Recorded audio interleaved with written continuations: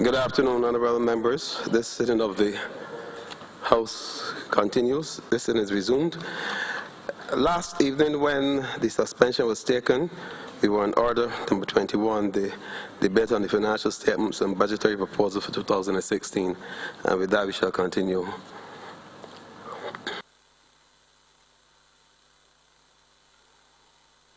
Honourable member, please note that your airtime is 2 hours and 45 minutes, and I will alert you 5 minutes before the end of that.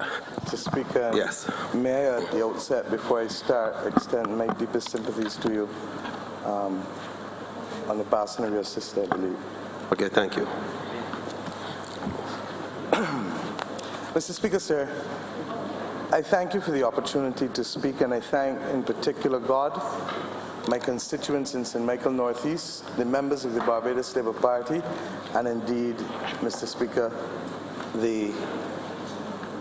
my family who continue to support me. Sir, when I exited this chamber last evening, I asked myself the question that I believe tens of thousands of Barbadians were left pondering after a near 3-hour address by the Minister of Finance. When all the flowery language was complete and the electioneering trinkets thrown out, the billion-dollar question remained: where is the budget?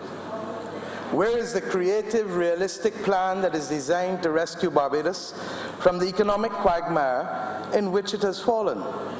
Should the economic meltdown of 2008 be continuously blamed for the lack of creativity and the implementation deficit that has plagued this government ever since its election to office in 2008, and particularly, sir, since the death of the last Prime Minister? Ever since 2008 January, we have heard similarly long, sugar-coated speeches painting a picture of Barbados that is beyond our everyday experience. This is not the Barbados that Bajans know.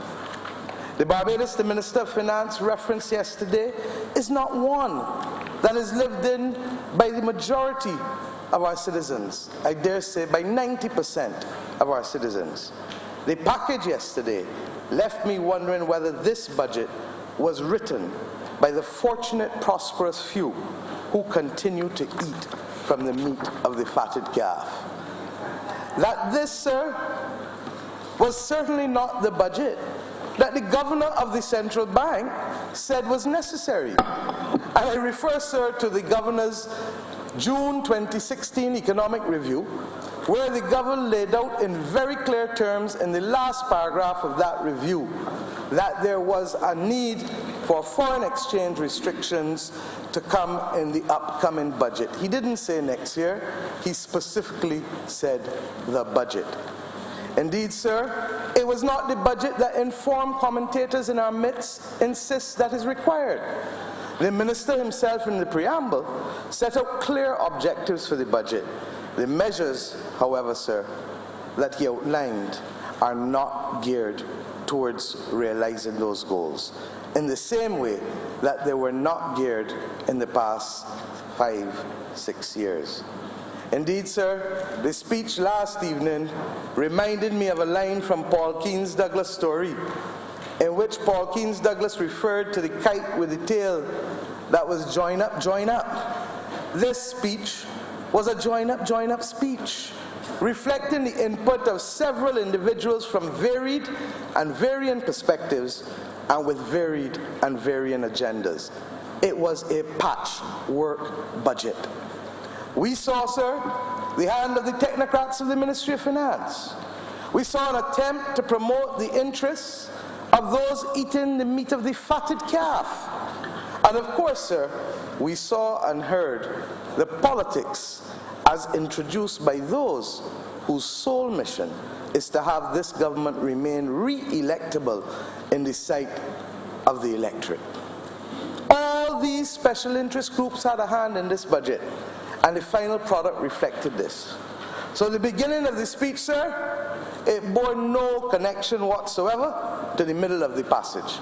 And by the ending, we were clearly into the general introduction for the general election campaign of 2017 or 18. Whenever the result will still be the same. Clearly, the Minister of Finance was at war with himself. On one hand, it was the international community that is breathing down on Barbados. Technocrats were also trying to suggest that you had to at least give the appearance of some semblance of order. Then, of course, there were the comrades in George Street who he left on Sunday and will rejoin this Sunday again, and who do not want to go into a second day of conference of the Democratic Labour Party against the background of the fallout from a painful budget of $160 million in new taxes, and indeed, sir, who needed but a few trinkets to celebrate, believing that their government, their Democratic Labour Party government, though not delivering to the public of Barbados, could still be electable. That is why, sir, there was an absence of any frank and informed discussion with the people who are concerned about why in Barbados they have not turned the corner in their own personal finances. A Minister of Finance telling us all the time, we have turned the corner. Well, the only corner he could be turning is the corner on a roundabout. But the average Barbadian cannot attest to having turned a corner in their own finances. The real casualty, though, sir, and this is serious, the real casualty is the ailing economy of Barbados and the people of Barbados, who are still no better off, no better informed, and no better prepared to face next month, next year, or to make decisions about their lives for the future. That is all our people want, but they cannot do so after yesterday's budget. For once again, the Minister of Finance passed up the opportunity to address the real issues affecting Barbadian households, Barbadian businesses, and in general our productive sector, not to mention the state of the government of Barbados. Nothing that he said, sir, will live beyond the headlines of today and the suffering of the people that our people will experience in the next few months. Nobody's going to remember this next week, as has happened all of the budgets before. Their problems that existed the week before the budget shall continue to plague the individual sectors, the households, and the businesses next week when this 72-hour exercise is done. The hopelessness and frustration of many shall remain with greater intensity when once the dust is settled on this debate. All that this budget will achieve, sir, is to give the government and the country a little more time before the international community steps in and says, enough is enough. Indeed, sir, I will address shortly why we are meeting here this week for this budget in the middle of a summer recess and in the middle of Olympics. But the reality is that let us place context. This is a government and a Minister of Finance who associated himself with a medium-term fiscal strategy in February 2010. Then there was a revised medium-term fiscal strategy in November 2011. Then, Mr. Speaker, sir, there was the 19-month fiscal adjustment strategy, having gone to the electorate and told them no layoffs, no sell-offs, and no fees for UE. We were then confronted with a massive adjustment fiscally in August 2013 that was to literally catapult this country into anxiety and crisis. But that was not enough. For that 19-month adjustment strategy, as plan number 3, started to be revised every few months. On December 13th, 2013, the minister came back and announced the sending home of 3,000 public servants or statutory board employees.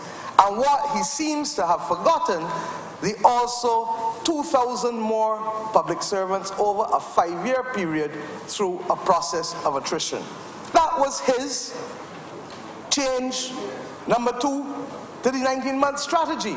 Then he came, sir, in March 2014, and he announced a new tax on credit unions, and he announced assets of credit unions, and he announced an increase in excise taxes, among other things. Then he came, sir, in December 2014, and he made further announcements again, including the tax amnesty and other things. And then, sir, he came in June 2015.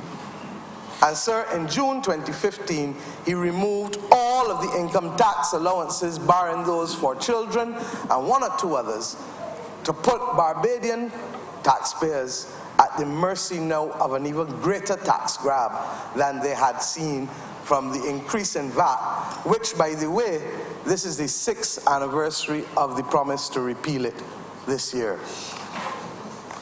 Mr. Speaker, sir, yesterday marks yet another chapter in that exercise. So the August 2013 19-month fiscal adjustment strategy, revised in December 2013, March 2014, December 2014, we were then told it is going to be a 31-month adjustment strategy down to March 2016, budget in June 2015, and indeed, sir, adjustments again in the last budget. How many more, to use the words of John King, how many more failed strategies must the people of this country and must this parliament endure before we realize that we are on the wrong course? And what is amazing, sir, is that the piecemeal manner, and I'll come to the advice that he got within his own cabinet, telling him from as far back as 2013 that he was on the wrong path. So he doesn't only disagree with the Minister of Agriculture now, he publicly rebukes the Governor of the Central Bank with language so clear to suggest that anybody who comes now today to tell us that we need foreign exchange restrictions is talking absolute nonsense and needs to check their facts again. That was his language yesterday. The only body who spoke about foreign exchange restrictions was the Governor of the Central Bank. The only body. And he didn't only do it once, he did it twice.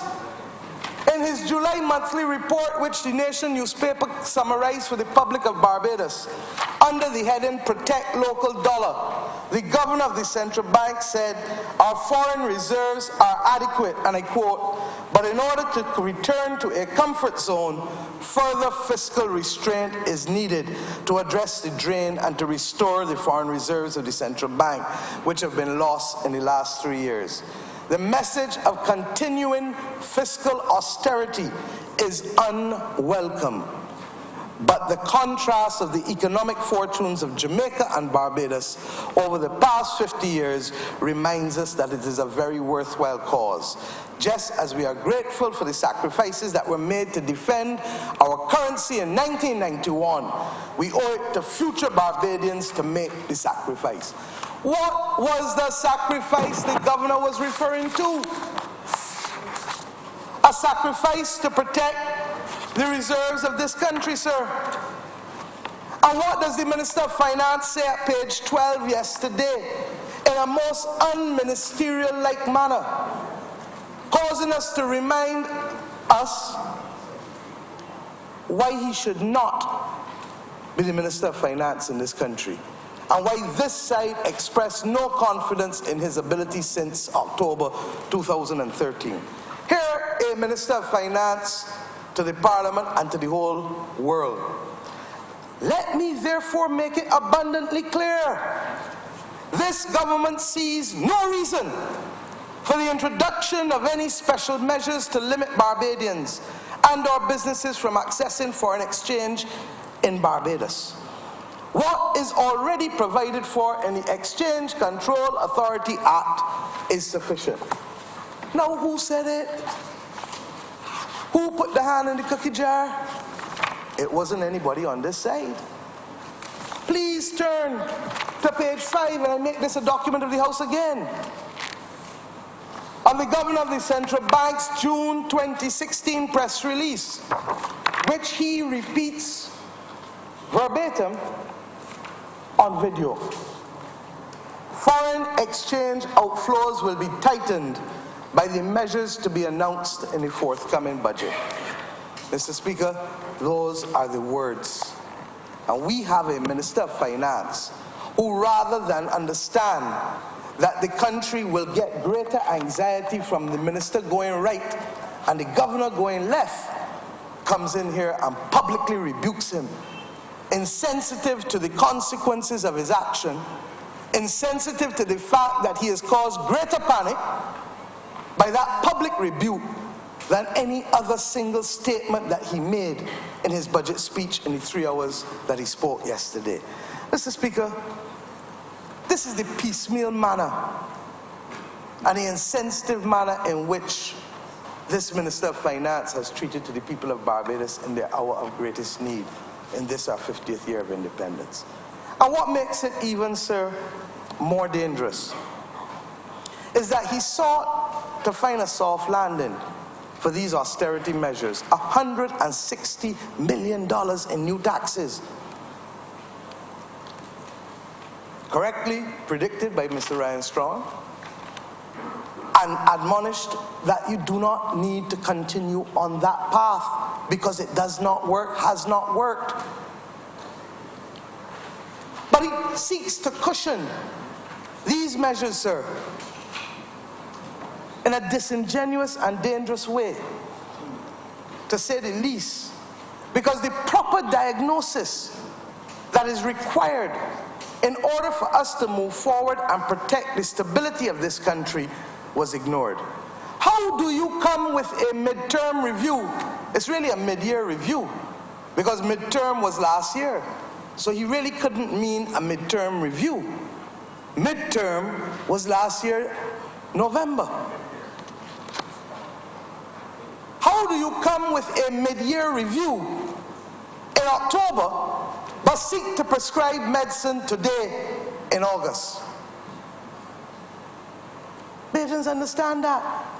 You don't prescribe medicine without going to the doctor and having the doctor examine you. And when you go to the doctor, you don't expect the doctor to take general off-the-shelf medication and give you, because they know that every drug is not capable of curing every ailment. What you need is detailed analysis, and whether that analysis requires further action. When you go to the doctor, sometimes he gives you a physical examination, sometimes he gives you an MRI. But he's able to treat to your condition as a result of the detailed analysis that he does. And what do we have here instead? And I'll tell you why we have it. I'll tell you why we're here in 2 minutes. But what we have instead is a rush to judgment, a piecemeal patchwork, join up set of initiatives to meet the condition of the Democratic Labour Party's survival rather than the country of Barbados' survival and stability. Sir, in previous budgets, go back through, I spent the whole night, sir, going through all of the minister's speeches.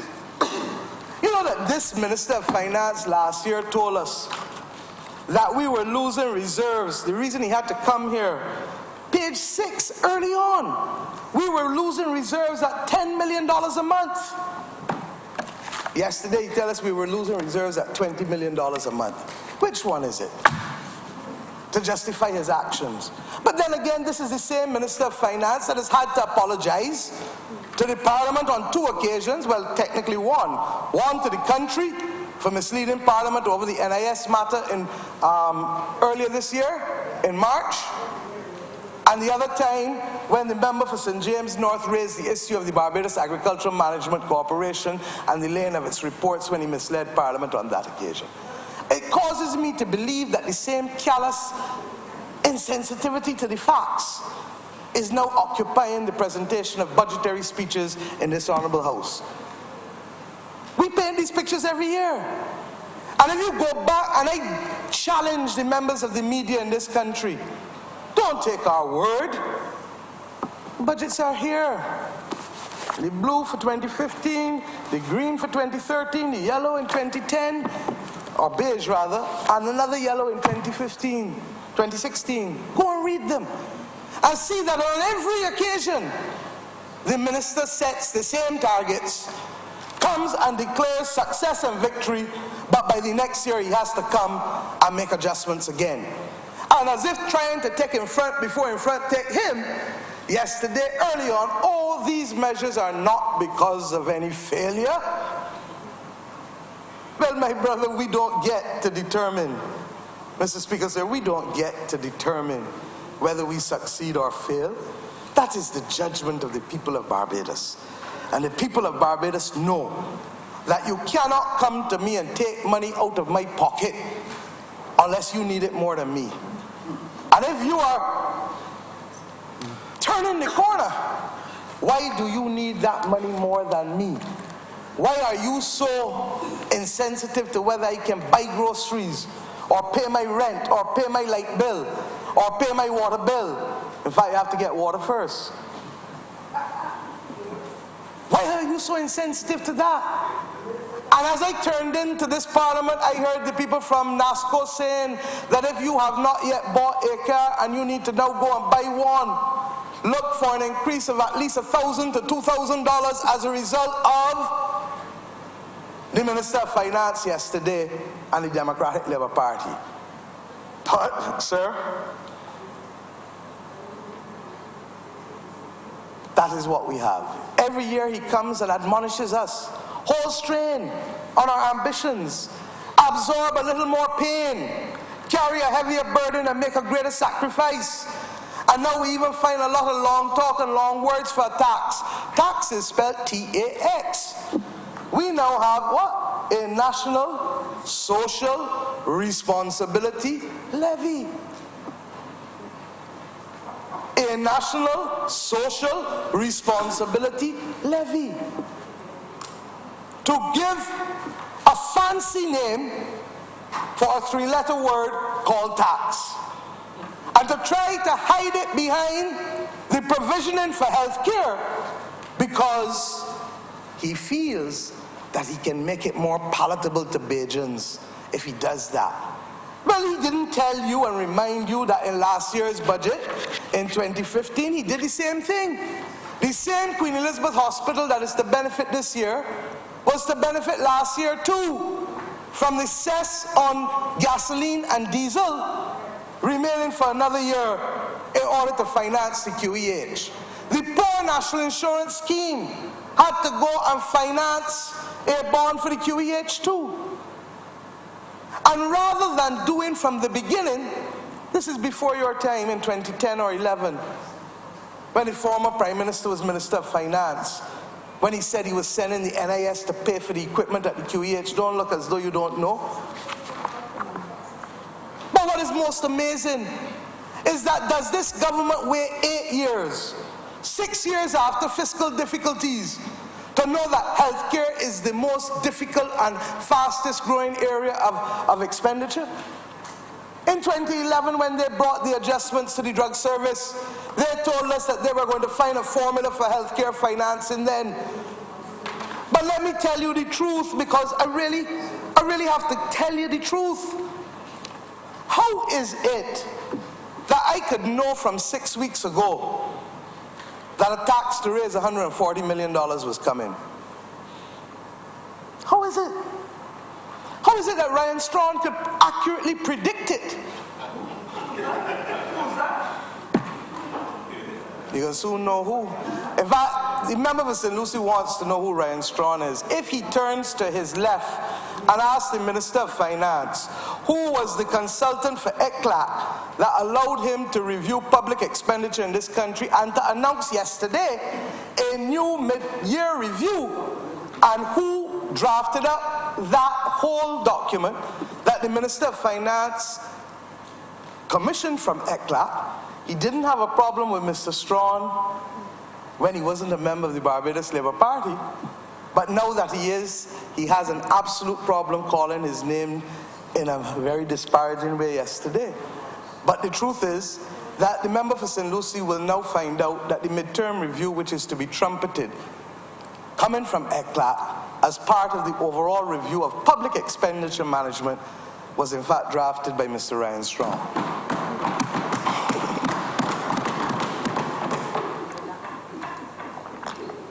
Know that you wanted to know. But Mr. Speaker, the point I'm making is this. Why are we here today? And why did we know about it? This government And this minister and its representatives met, sir, with the IMF in May of this year when they came for the Article 4 review. And in May of this year, sir, the government told the IMF that in order to address the difficulties related to debt and deficit, mounting deficit, don't mind the 19-month or 31-month program, the deficit is as high today, yesterday, as it was when he delivered his budget on the 13th of August 2013, the exact same 7.9%. He set a target to bring it down yesterday. That was about the same target that he set in August 2013 as well. Bring it down to 5.4, 5.8%. Deja vu. But when they met with the IMF, and the IMF says, but look, you either need to restructure or refinance your debt, which we agree with, the member for St. Philip West agrees with, and the member for St. Peter agrees with. But the only people who disagree with it is, in fact, the Minister of Finance. And they said you can either restructure or refinance your debt. They also then put what none of us agree with, and that is the adjustment of the exchange rate.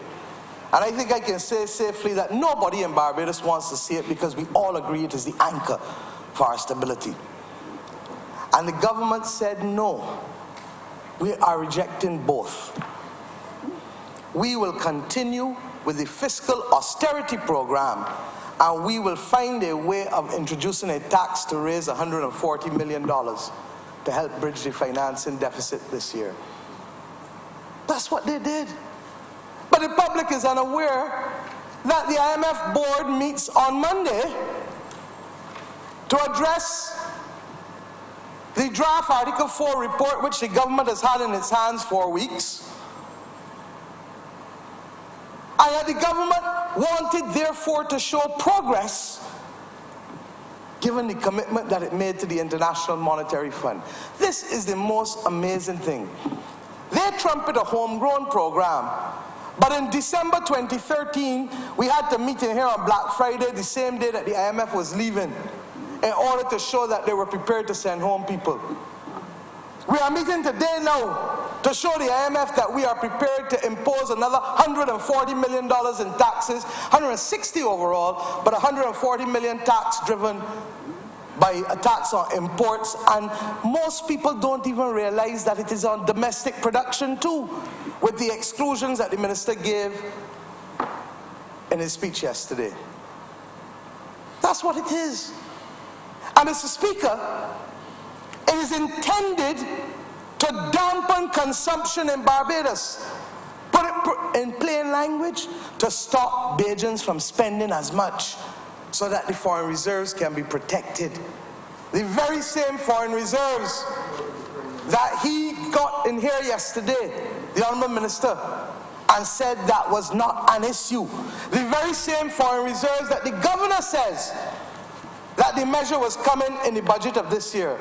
But it seems to me that the Governor was right. He called it wrong in terms of the name as a foreign exchange earning restriction.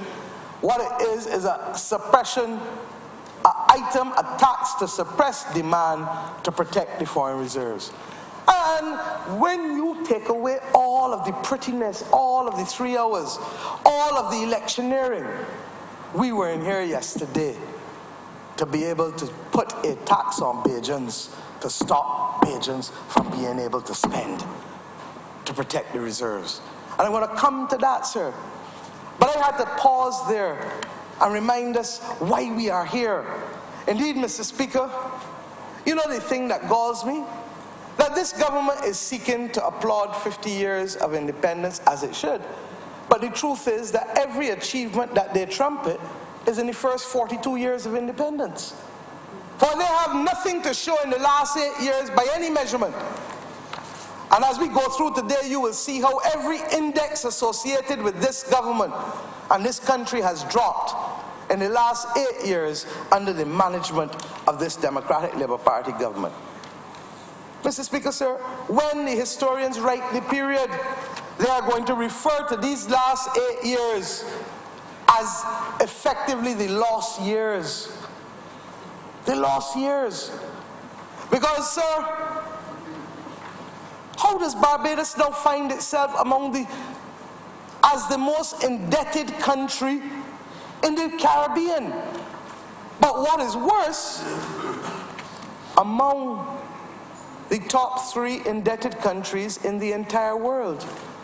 Now, I'm not using my figures, sir. We use his figures. This minister came and put a figure of about $12.1 billion in debt.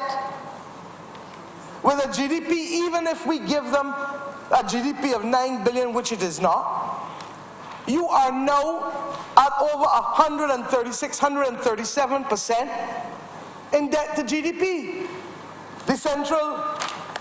The Caribbean Development Bank, who was using data that was ancient in respect of the last few months, the aged, had us at 131 debt to GDP. Don't mind that the member for Christchurch East Central tried to deny it when we spoke to it in the estimates of this year. Barbados is the highest debt GDP ratio in the Caribbean and rising. And Jamaica is now second and declining.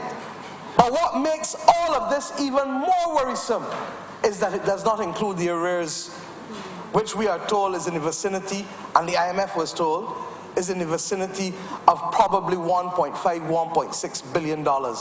Minister, I will come to it so you don't need to put up your face. So that these memorable, outstanding features of the lost years don't only relate to indices that have us now floundering at the bottom of the barrel. It doesn't only relate to that. It relates to the kind of government and the kind of behavior we've seen. For who can forget the middle of the night licenses issued for importation of eggs and chicken wings, to which we still have no answer, much to the chagrin of the agricultural sector? And who can forget the manner in which contracts were issued for molasses tanks, and how much for? Third one still to be built. And who will forget, sir, the contract for Coverley and the construction of housing projects at the Grotto and Valerie, a tale which is still to be told to the Barbadian public? And who will forget, sir, the fact that we still have not yet seen the Sandals MOU, in spite of the fact that it was signed in the name of the people of this country and not in the behalf of any individual sitting on that side. So, sir, when I say that we are deeply concerned, we truly are. And when you consider the level of, the unprecedented level of participation that went into this budget, I read the press on Sunday like anybody else. And in my 25 years, sir, in either the other place or this place in September, I have never seen so wide a cross-section of Barbadians getting involved in advancing ideas and requests for things that they wanted urgently to see the Minister of Finance put in his budget. And what he gave each of them was a little trinket, a little trinket, a little trinket.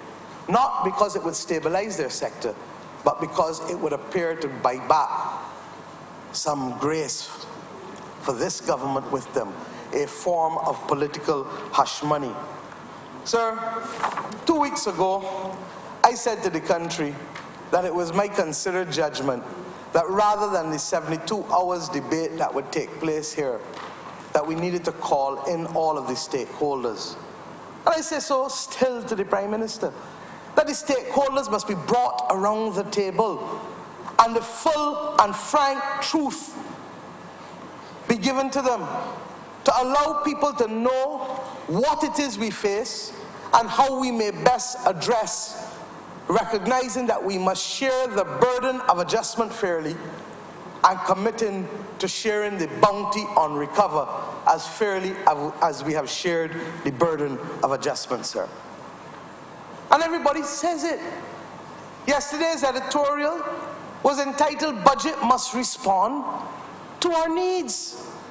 And I went on to make the point that the Minister of Finance must not come to this place and continue to tinker. Because that is what we've been engaged in. And why do I say that there is tinkering, sir? If our situation is as bad as it is, with the data that he has revealed, and he has not yet told us about the $1.6 billion in arrears, or whatever the number is, because we don't know the exact number. But let's go through it. This government owes the National Insurance Scheme of Barbados, responsible for all of our pensions, $330 million or more for contributions, for reimbursement of non-contributory pensions, which he raised yesterday, and he might well have done in raising them yesterday, and I'm glad that the pensioners are getting an extra $1.42 per day, having not gotten an increase for 2 years. It is the least that they can do, remembering especially, the truth is though, that the smallest bill in Barbados is a $2 bill, and you could have at least given them the $2 bill so they won't have to take home coins.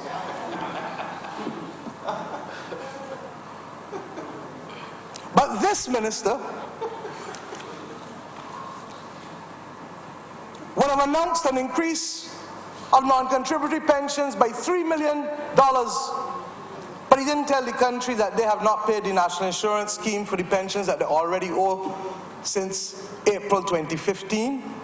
16 months, for the last 16 months, the government of Barbados has not given the NIS a cent of reimbursement for paying the old people's non-contributory pensions. He didn't tell the House that he owes them money for the contributions for employees. He didn't tell the House that he has not paid a cent in rent for any of the 3 buildings that the government either rents or the one which it has to pay for CXC. And that the arrears to NIS is now $330 million and climbing. He didn't tell the country that separate from the arrears to the NIS, the university is almost another $200 million again. He didn't tell the NIS, and let's do a back of envelope exercise. SPRC continues to claim that they're owed about $20 million. UCAL, another $20 million. And let's not get to the VAT refunds and the income tax refunds. Because when he tells you that he has paid out all of this, you know, I love it, you know. The minister really deserves an Oscar. I was trying to get today an Oscar to bring for him. Because if nothing else, he deserves an Oscar to keep in his living room. Huh? And I mean Oscar the Grouch. I genuinely mean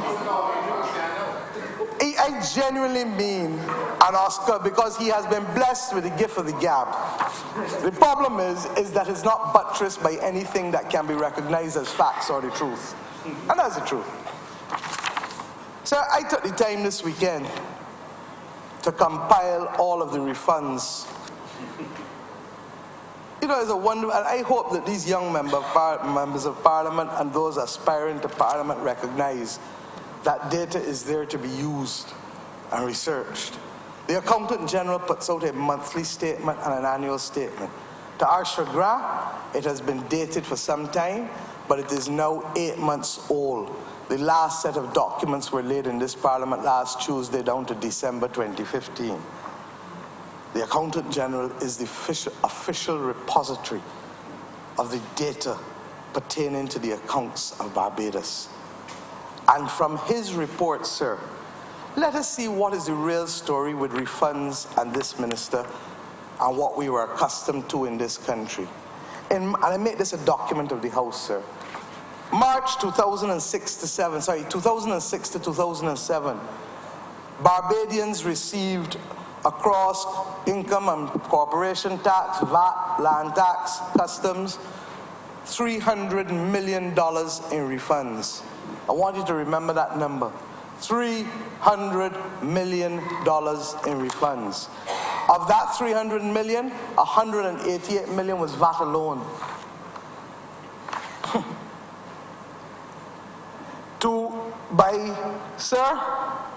2010, 2011, when this minister, 2009, 2010, it was 116 million in VAT and 275 million in refunds. We good still? What happens next? By 2012, that had dropped to 169 million overall in refunds, of which the government only gave back $27 million in refunds for VAT. From $188 million in 1 year to $27 million by 2012. In 2013, the government gave back $192 million in overall returns for all 4 taxes, and by VAT was $53 million that year. By 2014-15, $196 million was given back, and VAT was only $55 million that year. And Mr. Speaker, by 2015-16, we were down, sir, to $22 million, $27 million, down to the end of March 2015, sorry. And we are aware, because of last week's documents, that the minister did another $73 million in corporation and income tax refunds. Let us tell the story of that, because even with that 73 million and the 5 million before, we are still 50 million down from the 136 million that was done in 2014, Mr. Speaker. And these things are not extinguished because he happened to pay 70 or 80 million. The debt is carried forward. And what makes it even worse is that we all know that VAT is a two-legged tax, input and output. And if one leg is not working, the other leg, the tax can't work. So we have Barbadian businesses on the brink of insolvency, cannot get money back, having to incur overdraft charges to keep their businesses afloat. And this government has arrears for them. I want him to tell us this story. What is it? Is it 200? Is it 400? Is it 500? Is it 300 million? But it comes on top of the 330 to the NIS. It comes on top of the names of the ones that I mentioned just now. It comes on top of the one for the UWI, without having access to the files and to the facts. We have just counted up there over $900 million in arrears, and we haven't started to go through 500 pages of departments as represented in the estimates. This is serious. So when Bajans think you are getting on and getting out of this, we may face another 10 to 15% of debt on top of what is already being declared. And as much as he can get in here and curse and deny, I know this, that if God gives us the grace and the people of Barbados exhibit the will for the Barbados Labour Party to be the government of this country, the facts will eventually come out. And remember today, my father used to tell me all the time, you can hide and buy land, but you cannot hide and work it. And the reality is that the people who we owe this money to are not ISIS, are not aliens. They are Barbadian businesses and Barbadian households who are struggling to stay alive. So when I say, sir, that I am deeply worried, you could imagine that we've come in here to listen to a budget middle of the Olympics, and that's how much this government is out of touch, you know. That's truly how much they're out of touch, because the majority of Barbadians still don't have cable. CBC only has about 25,000 multi-choice customers, but there are 90,000 customers who rely on Channel 8. And at the time when a 200 meters final is going to be run tomorrow night, they're going to be listening to a debate in the House because the government had an obligation to try and put it this week before an IMF meeting. That's what it comes down to. And I say to you, sir, and yes, thanks for reminding me, in the middle of August again, this is the government that was supposed to be about families first. August August is the month when people spend with their families. And let me use this opportunity to apologize for the absence for the member for St. Michael North, who only on hearing about this budget a week ago had already committed to things that he could not get out of. And everybody knows that this is the time of the year that people spend with their families, their children especially. The Speaker of the U.S. Congress only took the job on condition that he could go home and see his family every weekend. That's a fact. But that insensitivity to your audience, to the people that you need to help bring this country along, is what is being displayed by this government. But what is the true thing? Why is it that we were here? I've answered. But what is it that was missing? Where is the real budget? And why is it that it was padded with all kinds of things to disguise really two tax measures, and then an announcement of $50 million in cuts from government expenditure? What could otherwise be a very short delivered speech, because they are frightened of the impact that it will have on Barbadians. I want Barbadians to go in the supermarket today and tomorrow and make a list of the 6 or 8 items and write down how much you pay for them. Milk, sugar, sardines, cheese. Write them down.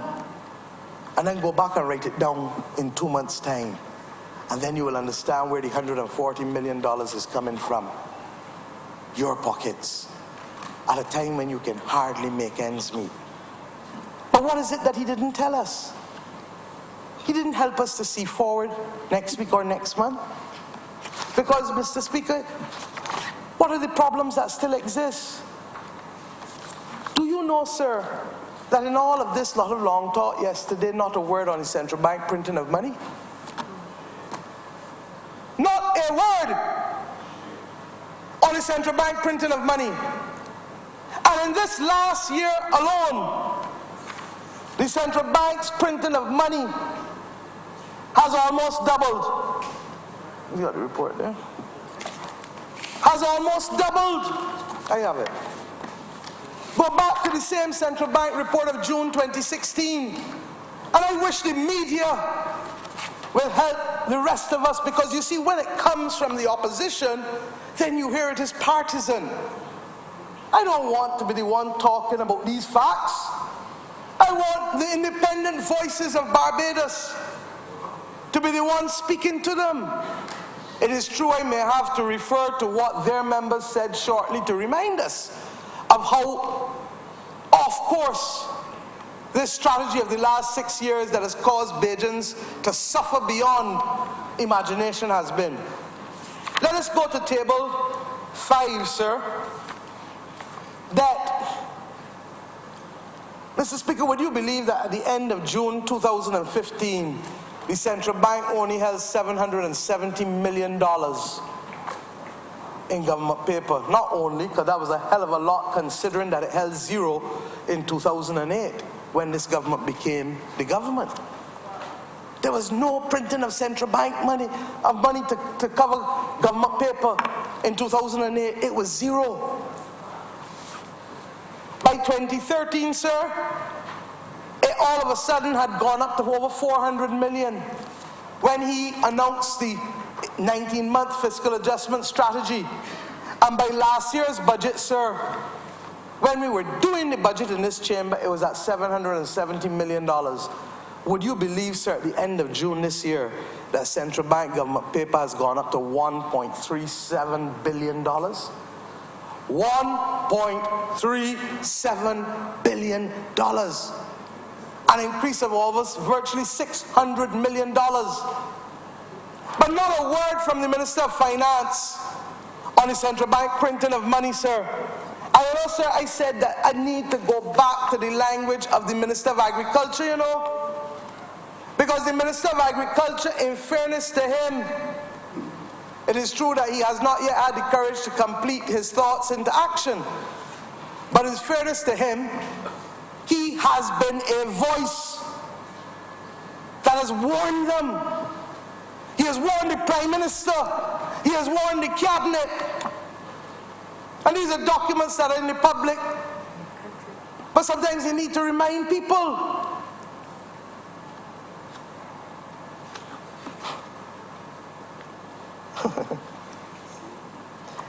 It is my contention that restrictive fiscal policy stance, like what you got yesterday again with the 160 million, an expansionary monetary policy stance, like what you get with the central bank printing money, and aggressive fiscal consolidation programs that were outlined in the financial statements and budgetary proposals of 2011, 2012, and 2013 are not going to achieve their stated objectives without significantly undermining economic growth and investor confidence. This is important to appreciate because economic growth is the barometer used by investors and rating agencies when considering economic stability. It goes on. A growing economy has the capacity to pay its debt. We just told you that not only are we the third most indebted country in the world according to the World Economic Forum, and I'll give you that document shortly too, sir. I'll give it to you here. But we also, sir, know that we have potentially more than $1 billion in arrears. He went on to say that a growing economy has the capacity to pay its debt, build up reserves on the balance of payments, and fiscal surpluses on the fiscal balance. We learned yesterday that our deficit is as high as it was when he came here in 2013 and said it was at that level and he needed to make the 19-month adjustment. And we learned, sir, that our reserves now are as low as they are at $883 million. He gave, sir, in that presentation options. Option one was to continue on the path of fiscal consolidation, which evidently is resulting in economic contraction. Keep printing money to buy T-bills, I just gave you the evidence of it, and support government expenditure, which can create inflation and run down the reserves and worsen investor confidence. Option two he gave them was to seek to refinance public debt, create fiscal space, and introduce debt and fiscal sustainability. Option three, to refinance and restructure public debt to create fiscal space, create debt and fiscal sustainability, engender investor confidence and foreign direct investment. And he asked them to suspend the retrenchment of the public officers and to literally deal with it through attrition over a three-year period. This is the same person, sir, who said that the magnitude of Barbados' current account deficit is too large to be simply corrected by budget cuts and tax increases alone. This was as far back as 2013. So he repeated it in 2014, but you remember what he said in 2013? And I have to read this for all who thought that the trinkets yesterday was something wonderful and glorious being given to them. Because this is the language of the Minister of Agriculture, the Honourable Member for St. Philip West. The Democratic Labour Party came to office in January 2008 and introduced an estimates of expenditure and revenue on March 31st, 2008 that was created during the estimate cycle that started in October 2007. In other words, the estimates delivered in March 2008 was set pre-crisis. There were no adjustments made to those estimates to reflect the negative impact of the recession on the major drivers of the economy. As a result, the government spent money based on those estimates and did not realize the expected revenue in the estimates of expenditure and revenue. This action worsened the fiscal deficit on the current account and the borrowing. Here are his words, sir. And the borrowing spree started. The borrowing spree started. We increased debt in 14 years by $2.8 billion. And you saw what you got for it. They have increased debt in 8 years, sir, by over $6 billion if you take their figures, and we will show at another time why those figures are underestimated again. But let's take them for today. Today is not the day to dispute on numbers to have confused people. Hear what he went on to say. Additionally, another fundamental error that was made by the Democratic Labour Party in 2009-10 was to stimulate the economy using measures that introduced permanent increases to the budget at a time when Barbados' major source markets that provide corporate taxes and foreign exchange were mired in a deep recession. It is generally appreciated that stimulus measures have to be targeted and temporary in nature, and that permanent increases to the current account expenditure like salary increases, non-pension and pension benefit increases, read it slowly, non-pension and pension benefit increases, other social entitlements like, and he lists them, free bus rides for children, summer camps, constituency councils, should not be introduced when your revenue is declining and you have no way of knowing the duration of the recession. In other words, you have to side on it with caution. Mr. Speaker, those words were delivered not by any single member of the Barbados Labour Party. They were delivered by a member of the Democratic Labour Party who I would like to believe was seeking to bring some form of wisdom.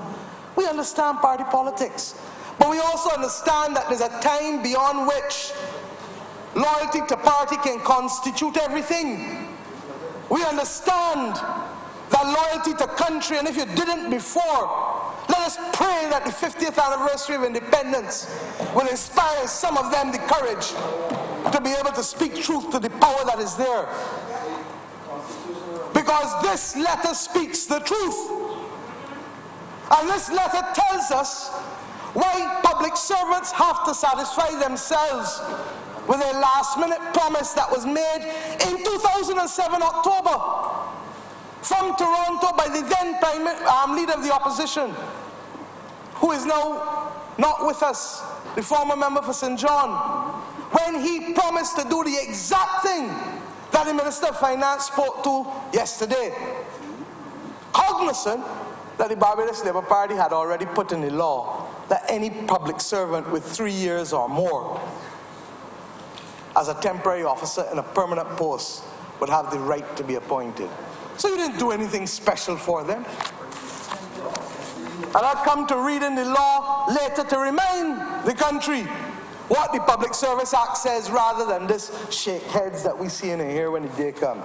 I wanted to shake their head at what the Minister of Agriculture wrote. But as if that were not enough, the Minister came again last year in April 14th, 2015, and wrote the Prime Minister again. And he said to the Prime Minister,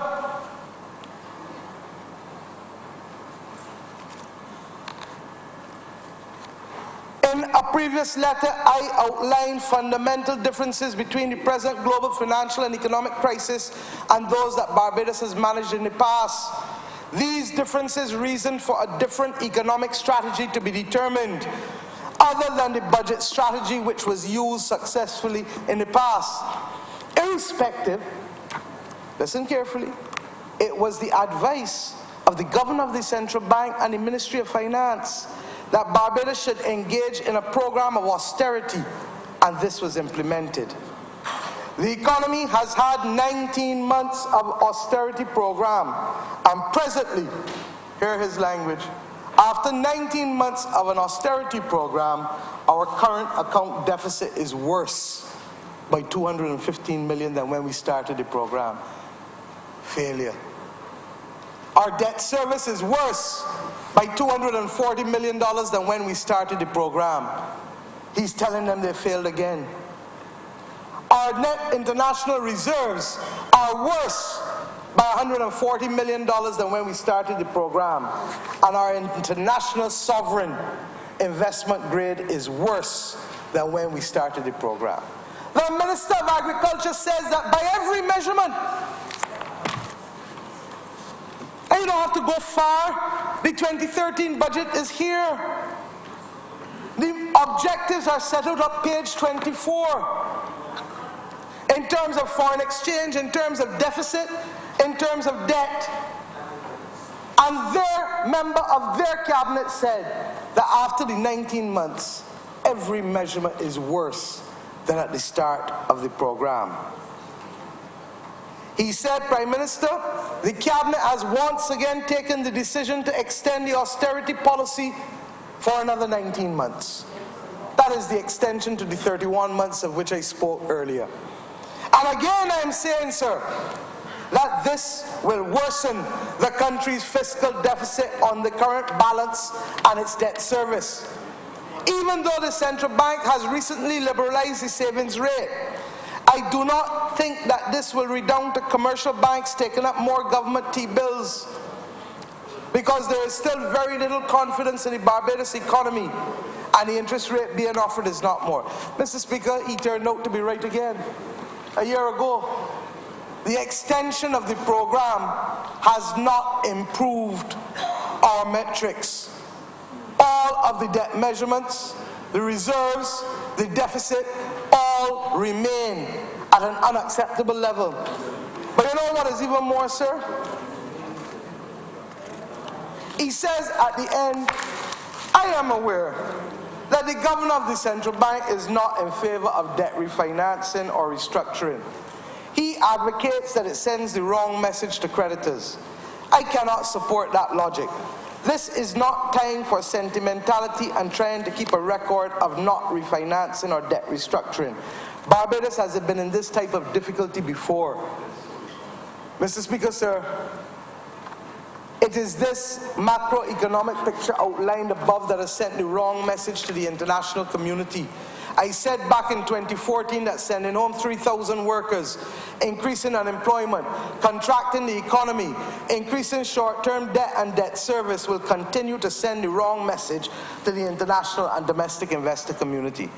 This is strongly borne out by the serious lack of appetite for Barbados' medium-term debt instrument, the savings bond. Mr. Speaker, the poor uptake is testimony to the lack of confidence in the present economic policy and strategy to remedy the country's economic challenges. These are the words of the Minister of Agriculture, sir. And I think that the independent media have a duty to be able to assess this government's performance not only by our words, but the words of their own. You know why, sir? When I tell you that the budget did not address central bank financing yesterday, it also did not address, sir, the arrears. It also did not address, sir, appropriately and fundamentally the reprofiling or the refinancing of our debt. And you know, let's break it down again, sir. The fundamental problem facing the Barbados economy is that we have had fiscal deficits well in excess of 7%. Don't mind the minister tries to confuse you by quoting cash basis and accrual basis and this basis and changing the comparisons on you. We have had, other than 1 year, 2011, 2012, when money was shifted from central government to the national insurance scheme to satisfy demands of statutory boards, we have had deficits on or about 7% every single year.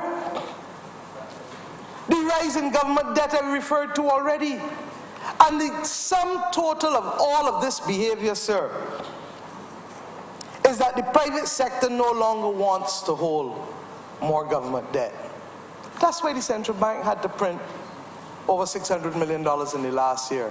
That's why the same central bank report speaks at table 6 to the commercial banks getting rid of $120 million of government paper in the last quarter. That's why. And what has happened, sir, is that the only ready buyers for government paper are the central bank and the national insurance scheme upon direction. It is true that we have developed and seen developed by this government a novel third option for financing the deficit. The arrears.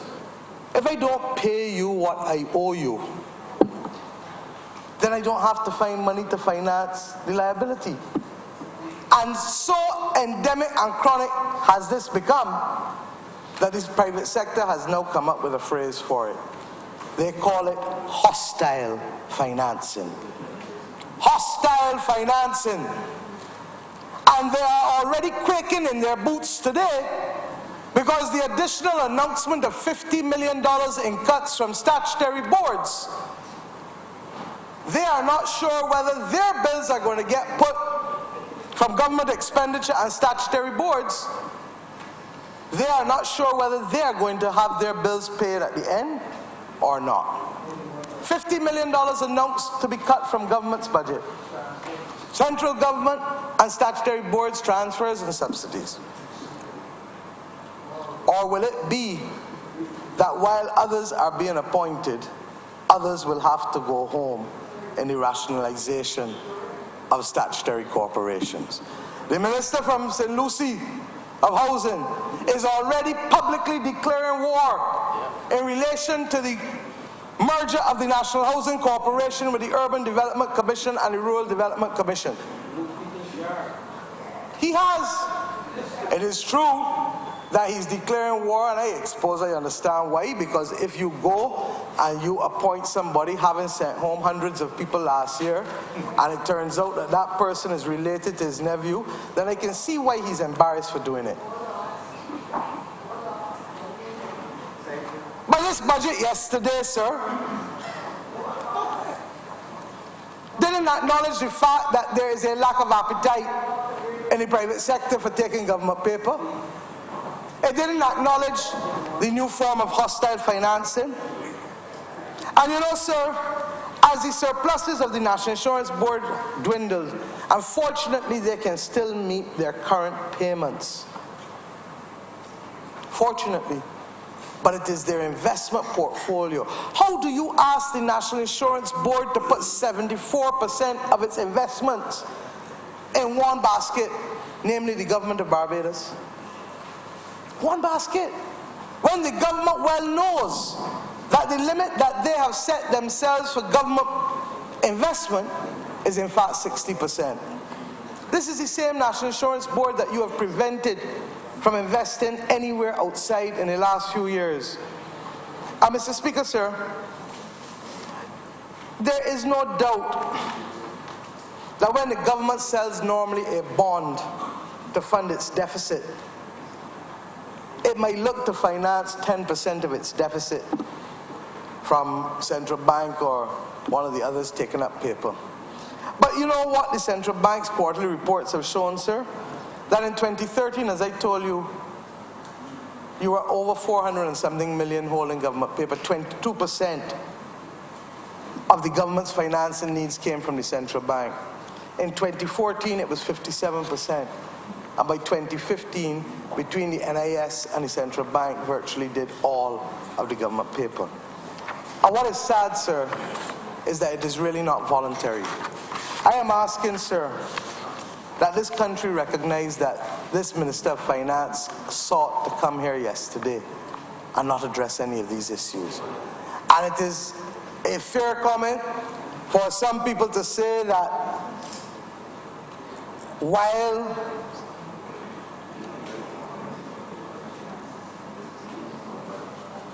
people, sir, remain concerned about the impact that printing money will have on the reserves, the government sought to address the issue of reserves without addressing the issue of the printing of money. All of us know, sir, that if you create extra credit, if you print money without having the foreign exchange to support it, it will have an impact of draining your foreign exchange because you cannot have it supported by foreign exchange that is earned or borrowed or available to support the expenditure of increased credit. So we're just playing with fire. And you know, sir, every single Article 4 report, including the one that came last year, that to this date the government refuses to release to the public of Barbados. A most amazing thing. That every single Article 4 report since 2013 has said, Mr. Speaker, that you have to stop printing money. And what makes it worse is that the Central Bank of Barbados agreed with the assertion that money ought not to be printed in the same Article 4 report. The one the public has, they said it, and the one that the Ministry of Finance or the governor of the Central Bank refused to let the public see, they have it. God knows whether the public will be allowed to see the one that goes to the board next week. But sir, people can only treat us how we allow them to treat us. In relation, sir, to the reserves, let us deal with it. This minister, I find it amazing, because if there is one person and one person that has made the issue of reserves an issue, it is now the Minister of Finance, Mr. Speaker. It's now the Minister of Finance. And why do I say so? The minister failed to recognize that conflict between him and the governor, as I said earlier, will do more to destabilize people's confidence than anything else. And yesterday, sir, trying to play cute, I'm not sure who he was setting up, sir. He then gave the country an explanation of how our reserves are constructed. And I thank him, sir, for giving the country that definition. Because very often, we are told that the country has X amount in reserves. And the minister correctly said, sir, in the breakdown that he gave us,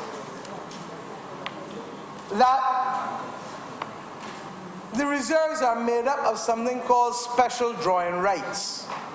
And special drawing rights are simply the quota which we have with the International Monetary Fund. And of that 883 million, the minister reminded us that 182 million of that is special drawing rights. And what is the import of special drawing rights, sir?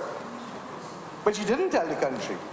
Is that invariably it is used when the country is experiencing a balance of payments problem. It can be used to exchange with another country for currency. But more importantly, sir, it cannot be used without the permission of the International Monetary Fund. And hence, those drawing rights do not have the same characteristic as liquid currency normally has, to be able to meet the legitimate demands of commercial banks applying to the central bank for foreign exchange if they run short or if they need a tie-over to meet the demands of their customers. He didn't. Went on to tell us, sir, that of that 883, apart from the 182 in special drawing rights, he then told us, sir, that there is something called a government sinking fund for foreign debt. I don't think he told us what establishes it, but I believe it's the External Loans Act that establishes that government sinking fund for foreign debt, and which makes it absolutely clear that the proceeds within that government sinking fund for foreign debt can only be used to service foreign debt, sir. The reality is, sir, that when you, and people called me this morning, people told me, sir, that when you take out the 182, you end up at 700. And that when you take off the 322 for the sinking fund for foreign debt, and don't let us say it is not. So the reason why this parliament passed that a sinking fund for foreign debt be created is to make sure that when that foreign debt becomes due and payable, that the government of Barbados is in a position to be able to pay, because every year it puts aside 2.5% of whatever the foreign debt is, or ought to put it aside, because the Accountant General's report shows that the government has not been faithful in that commitment of putting aside money for the sinking fund too. Another breach of the law. But when you net out then that 322, you are left, sir, with about $379 million, which then works out, sir, based on their own numbers, to be between 5 to 6 weeks of import cover. Instead, sir, of the 13 weeks or 12 weeks that they have been trumpeting. Now, sir, I can understand why the Minister of Finance says that the sinking fund can be used for other purposes, you know, because this is the same Minister of Finance who in this budget debate last year told me that they were entirely acting legally and within their rights to have the Housing Credit Fund withdraw $30 million and send it as a dividend to pay for Grotto, only for us to find out less than 2 months later an opinion from the Solicitor General saying that it was entirely unlawful and entirely in breach of the trust deed for the government to declare a dividend of $30 million and to withdraw the same as a dividend in a housing credit trust fund, sir. So, if you are accustomed taking things out in an inappropriate manner, I imagine you will want to do so yet again with relation to the government sinking fund. But what is amazing is that it was not the governor who made this an issue. It was not the opposition who made this an issue. It was the Minister of Finance standing up here who made bare that the liquid reserves of the government, central bank, things that they could use without limitation, were down to $379 million. Now, if we understand that, we now understand why we are here in the middle of August, in the middle of Olympics, in the middle of summer recess. And we now understand why a $140 million tax has been put on the backs of Bajans. You know, so I could have come in here and I could deal with corruption, but today is not the day for that. I can come in here and deal with some of the other things wrong happening in government. But where this government has carried us, and that's why I spent so long on the Minister of Agriculture's letter, is at a state where if we don't seek to get it right now as a country, all of us are going to pay the price. And that is why I asked this Prime Minister to exercise leadership and to bring everybody into a room. The social partnership that hardly meets, the stakeholders. You don't have to invite the opposition if you don't want. We are prepared to bide our time. But what I do know is that you have a duty to be frank and honest with the stakeholders in this country. And this trifling with the facts, this cavalier disregard cannot continue. Because when I go in my constituency, and when others go in their constituency, what do we have? Let me see the stuff there on water, please. We had a whole debate in here yesterday, and nothing on water. But yet, listen to the communities that have been without water since the first week of August. Take time and listen. In St. Joseph, I want the Prime Minister to listen because he went up there to do a town planning appeal, but never went up there to see the suffering of people who don't have water to bathe, water to drink, water to wash dishes, water to deal with children. And that's the kind of callous disregard and contempt that we have for our government. Chimborazo, Melvin Hill, Tourville, Suriname, Vaughan's 1, 2, and 3, Parks Road, Blackman's Road, Spa Hill, Fruitful Hill, Orange Cottage, Melvin Hill, Bowling Alley, Biswick's housing area. And I'm sorry that the member for St. John is not here, because on and off, for about 2 weeks straight, Edgecliff, Sherburn, Wilson Hill, Clifton Hall, Glebe-Land, Colleton, Venture, Easy Hall, Hackleton's Cliff, Fall Hill, Pot House, and Mr. Speaker, in St. Thomas, on and off, the member for St. Thomas can tell you where she is in Welshman Hall, Vault Road in particular, Content, Canefield, Ericott, Shop Hill, Vaucluse tenantry, farmers, Vaucluse development, Grandview, in St. Andrew, White Hill, Greg Farm, Turner's Hall, Belle Plaine, Morgan Lewis, Mount Hillaby. Now I know that the people from St. Lucie may get some relief soon because of the desal plant. And I understand 2 of the trucks are here with others to come. But do you imagine that in spite of us raising this matter on the 31st of December last year, that the Prime Minister of this country does not even find it possible to go hold the hands and tell the people down there, help is coming? Mr. Speaker, I would not know how to do without water for 3-4 days, far less weeks and months. And the member for St. Joseph has been speaking over and over and over and over. I feel sorry for him. The member for St. Joseph, St. Thomas, our candidate for St. Lucie, Peter Phillips, our candidate for St. Peter, Colin Jordan. They have been out there mixing with these people. And Mr. Speaker, it is not right, the Member of Parliament for St. Thomas. There are parts of St. George that are without water on occasion.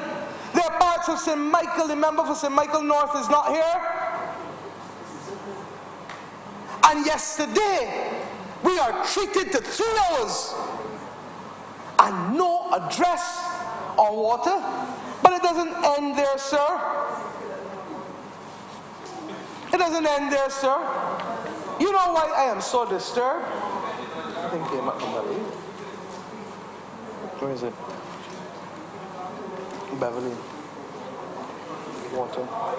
Mr. Speaker, you know why I am so disturbed, sir? Let me tell you why I'm so disturbed. Sir, before we lost government, and I want the public to bear with me on this, we knew, and remember St. Michael East has a direct interest in this too. We knew that the Bell water well and the Codrington water wells were always coming dangerously close. They weren't over, but they were coming dangerously close to the 10.0 limit for the WHO on nitrates. This has been written about in the press already. This is nothing new. We knew it. And our leader of opposition business in the Senate was Minister of Water Resources and brought to the cabinet a request for proposals to build a reverse osmosis plant and to sewer the Bell. And I want the people in Licorice Village and the Bell to hear me. The ads went out in order to be able to put a reverse osmosis plant to deal with the contamination issues, to make sure it doesn't reach crisis level, and to be able to sewer the Bell so that the hundreds of people. And the minister talking about people living in insecurity. I want people to go in the Bell and Licorice Village and see what people have been reduced to living under because they cannot get the security to even go and borrow 10 cents for their house. I don't want to hear that it's been going on longer because I would exhume Tom Adams from his grave. I would exhume all who have passed, Errol Barrow, all of them. I can't live in the past. I live in the present. And you know, sir, at the very time that this government finds it possible to divert resources to Coverley, to divert resources to the grotto, to build at $548 a square foot, Minister of Finance and Minister of Housing, National Housing, the whole cabinet, in fact, the request for proposal was not acted on expeditiously by this government. Now, sir, it is true that they have started to act on it. And the Minister of Water Resources, I believe, has finally recognized the critical importance of that reverse osmosis plant, not just for the people in the belt now, because the reverse osmosis plant will help deal with the contamination of water for Bell, Codrington, and a number of wells. And I hope that he will look at the sewage system, because that is what is going to deal with the security of tenure for the residents. Could you believe, sir, that project, having not enjoyed this government's prioritization in a public sector investment program, and let me explain, sir, in government, you have a public sector expenditure program where you prioritize the projects that have first claim on government's resources. But I have said enough in here to let you know that this is a pop-kite government. And with a pop-kite government, every minister going off want to do this, want to do that, want to do this, want to do that. But when we were leaving government, we knew that we would have to spend over $1 billion in expenditure to deal with the water situation in this country, through the reverse osmosis plant, desal plants, additional new pipes, all of those things. And the officials in the Barbados Water Authority will tell you that they met with me as Minister of Economic Affairs and the Economic Planning Division to be able to set it out. Mr. Speaker, sir, I don't know why the Minister of Agriculture built a Water Authority building, because I don't think it was a priority. Not with those things in place. But having said, that's done. Can't change it. Why are we not proceeding with the reverse osmosis plant? Is that project now to be the subject of an argument between the Minister of Finance and the Minister of Water Resources yet again, just as it was with the Barbados Water Authority building? But what makes this more serious, sir, is that on the 6th of August of this year, not only has the government the plans to do it, not only has the government an offer from the Canadians to do it, but the Canadians have agreed to provide the financing. And since the beginning of this year, and we're now 8 months into the year, in a year that will come to be characterized as a year of water difficulties, the Ministry of Finance cannot find it possible to be able to deal and accept an offer from the Canadian government at concessionary rates to be able to have a reverse osmosis plant built in this country and to be able to protect us against the excessive nitrate levels. So I'm not going to make, but if he wants, and I'll do it later in his speech or his wrap-up, because I don't know if I have it here, I will give him the data to show why every Barbadian ought to be concerned that this ought to be a project that commands the attention of government. But what is more, how does a Canadian government recognize that a matter relating to the quality of Barbadian water must be of such utmost importance that to have a financing offer sitting around for 8 months is totally unacceptable? And how do they go further, sir, and indicate to the government that there are other Caribbean countries who want water projects and that this offer has a limited lifespan? So the member of St. Michael's can go and speak to his constituents and tell him that as they've been talking and quarreling and others telling them where they can't move into, and got empty houses, mind you, but those empty houses not good enough for the people of Licorice Village and the Belt to move in all of a sudden. But all of this is going on. This offer remains the subject of non-communication by the government of Barbados. Now, I'm glad if it is approved in the last few days, I'm the happiest person. Because what is at stake is the people of my constituency too, with the Codrington water well. And the people in my constituency have had to put up with what will now be described as another intrusion on the part of people from overseas who believe that you can come in and play fast and loose with the health and public health of the people of Barbados.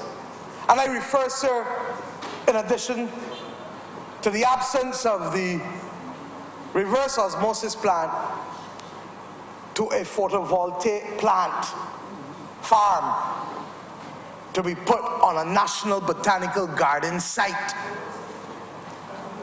right next to the Codrington water well, which is already facing dangerous limits in nitrates. And this is the kind of pop-kite planning that goes on in this government. I say to you, sir, that I want to know that the same urgency that the government can find to find counterpart funding to do Sam Lord's Castle, a project which ought to be done by the private sector. If a hotel can't be done by the private sector, that's what they used to say. Then ask yourself, why not? But these kinds of water projects can only be done by the government protecting the people of the country. Enough said on that. And it is embarrassing in the extreme, that a government has now had to write a prime minister to tell him that a financing proposal that will give you access to financing at 3 or 4% when you can only otherwise get it at close to double digit or more, 2%, is available but has not been taken up yet. That's a fact. And if we had to go to the markets now to do the same thing as happened with the previous one from the same Canadian Crown Corporation, we saved $35 million US in interest on that. And we supported it then because we said you can't go wrong accessing 2% money when otherwise you're accessing 10 and 11%. And I trust and pray therefore that my constituents in Codrington and the constituents of the member for St. Michael East in the Bell, and those who live in the wider St. Michael area who are serviced by the Bell and Codrington wells will be able to benefit in a meaningful way from this project. Sir, inertia cannot define the government of Barbados. As I said about Deltro and the photovoltaic farms, Mr. Speaker, sir, let me make the point. Do you know, Mr. Speaker, that I have a constituent who sells milk, cow's milk, for a living? He lives in Bush Hall. He was keeping cows on that land at Waterford for years. He has been moved by this government. Initially, he was asked to move by us, and he was then subsequently, when he went back again, asked to move by this government. And both governments made the point to him, through the regulatory officers, that it was a dangerous thing for him to be tending cows on that land. It is what caused this Parliament, sir, to agree to a resolution to acquire over 200 acres, which has still not been paid for the last 8 years, 9 years, for the establishment of a National Botanical Gardens. Now don't tell me it was a Barbados Labour Party initiative, because I have the paper too, where this government, upon being elected, also endorsed the National Botanical Gardens on that site. It is a fact under the right former Prime Minister, who is not with us, the Honourable Member for St. John, David Thompson. So that this government committed itself to a National Botanical Gardens there too. And I was happy. It's not for me. You have over 100,000 people living in St. Michael. And other than Queen's Park and Carlton, where do they have to go and recreate if they don't want to play cricket or football? Where can they go and hold a picnic? Where can they go and have a little children's party? Where can they go and run so they're not on the road to get knocked down by a motorist? Where can they go and cycle? Where can they have a public space so that they can play as a band and let people have a little free concert? Where? You mean we ain't people too? You mean we only know how to be people when we're in England? And when we're in Canada, and when we're in the States, Central Park? Can you imagine somebody telling the people of New York that a photovoltaic farm is going to be put down in the middle of Central Park that is used for people to recreate? Can you imagine somebody telling the people in Canada that a photovoltaic farm is going to be put down in the Rockies? And you mean nobody on that side had the conscience? I'm not getting into the manufacturing of the photovoltaic units. If it is a good proposal, it will stand on its own. Mind you, I find it shocking that they're no longer interested in the bank's building, and I'm told that they're going elsewhere to buy a building, but not today for that. But what I am concerned about is that you want to put a photovoltaic farm. It's not just panels, it has batteries. These lithium-ion batteries are in cases. What happens if there's an accident? Right next, you mean so, to a water well that already got problems that causing us to go and borrow money from the Canadians as well? Right so? It ain't good enough. It is not good enough for my constituent to keep cows, to sell cow's milk, but it is not good enough for people to come from over and away and take up 70 of the 200 odd acres and put a photovoltaic farm. I say, sir, it is wrong. And last year I spoke about it because I don't know what the National Conservation Commission is doing, signing a power purchase or wanting to sign a power purchase agreement with the same Deltro. Since when is the NCC a power provider? And to add insult to injury, 100,000 people must now have a hope of 200 and something acres where they can run boat and move boat from as far as the Britain's Hill and the Bayland down to the same farm, cross to the Ivy, Carrington Village, Bush Hall, Jackson.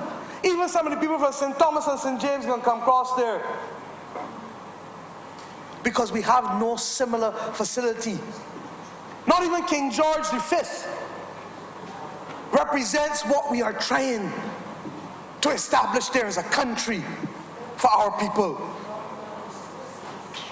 It ain't even Bajans who putting up that PV farm.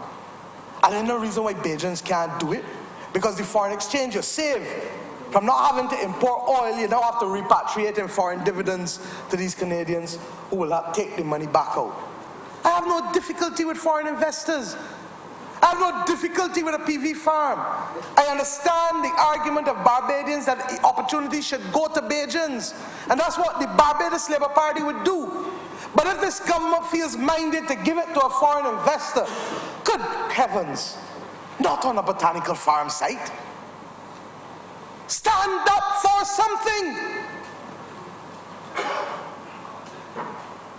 Stand up for something. In this 50th year of independence, and you know what hurt me, Mr. Speaker? Hiding like a thief in the night. An environmental town hall meeting is called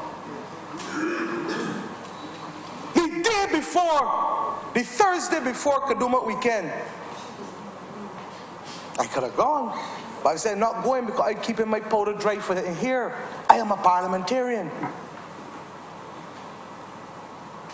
I saw in the paper report that the owner of the land who has not been paid went and found out that not only is he not been paid, but these people have said that government has agreed to lease them 70 acres of land for which he has not been paid. Where has our decency gone as a country and as a government? And to add insult to injury, the Minister of Environment isn't here.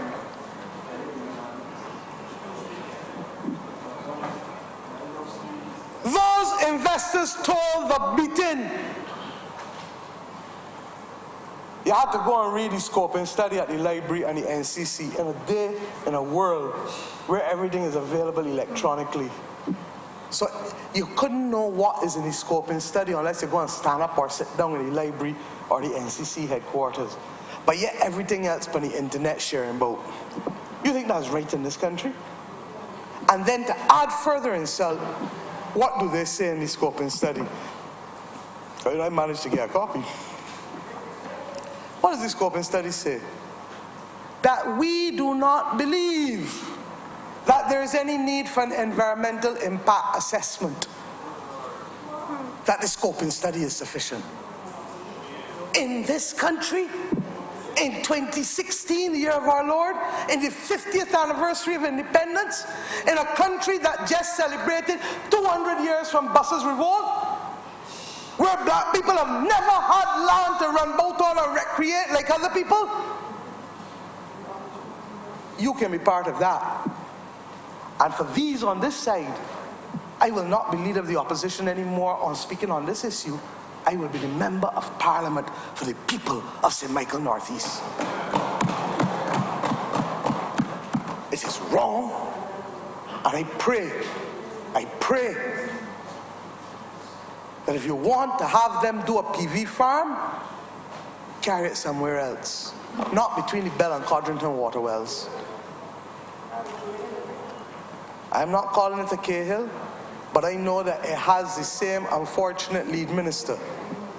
And I wonder why the same characters of Cahill are floating there or thereabouts with Deltro. I said, and I still believe, if they want to manufacture PV photovoltaic panels, for export, I will support that. I really will. Because anything that brings industry and jobs, I will support. But it has to be done properly. And we need to make sure that in the manufacturing process, an EIA is also done to make sure that the workers who will be working in that manufacturing plant will not be subject to anything negative.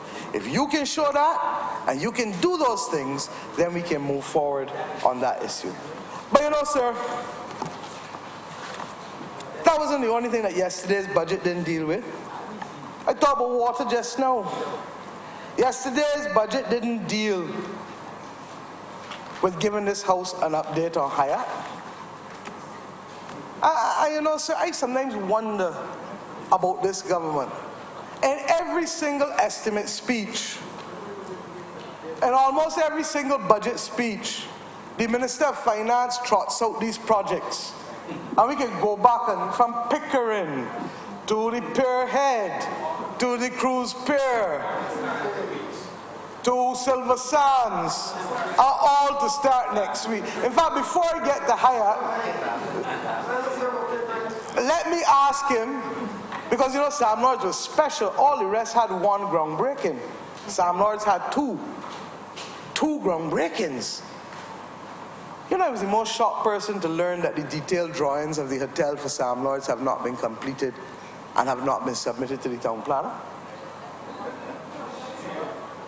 You understand that the deputy chief town planner said last year that it typically takes 4.5 months to approve drawings.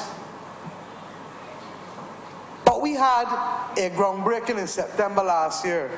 And we had a groundbreaking 2 to 3 months ago. We saw Hilton come down in 20 seconds, but we taken 4 months to demolish a Sam Lords castle that all flat. Couldn't understand it. And then I was told very clearly, but how can you have approval when the detailed drawings for the hotel have not been completed? So when the minister tells us that the money is coming in shortly, has he negotiated a different arrangement with the Chinese? Or is it still, as the resolution that was brought here to approve the loan said, by his credit? The resolution didn't call it a loan. The resolution said the Chinese were giving the government 170 million in buyer's credit. In other words, they're going to send the materials. They're going to send the equipment.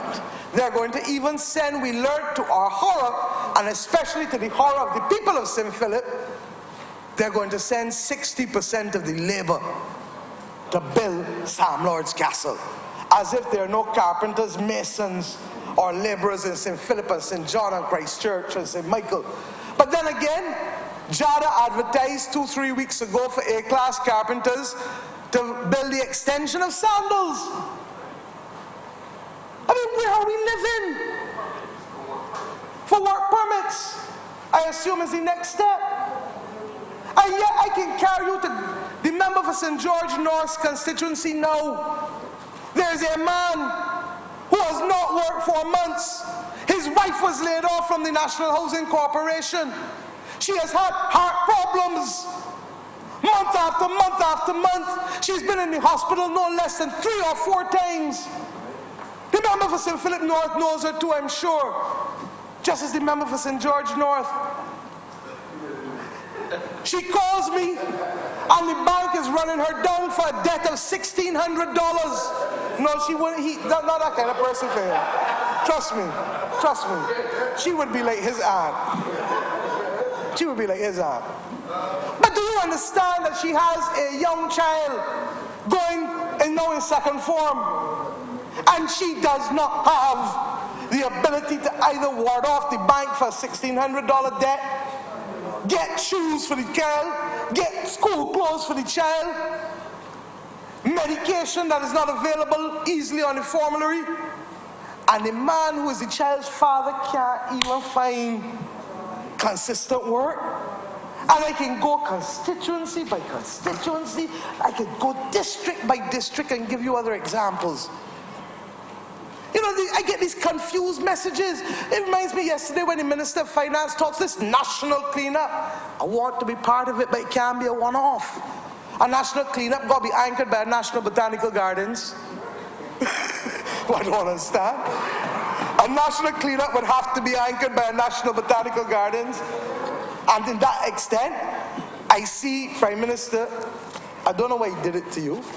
In the written document, he has it led by the Ministries of Health, Ministry of Environment, and Ministry of Public Works.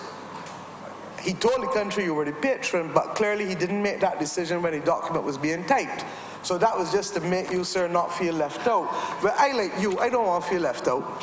And I so don't want to feel left out, sir, that I want to make sure that those workers who have been laid off from the National Conservation Commission, who are the ones who were the first to go in, and who were laid off, that they be among the first to get a piece of that 5-month work.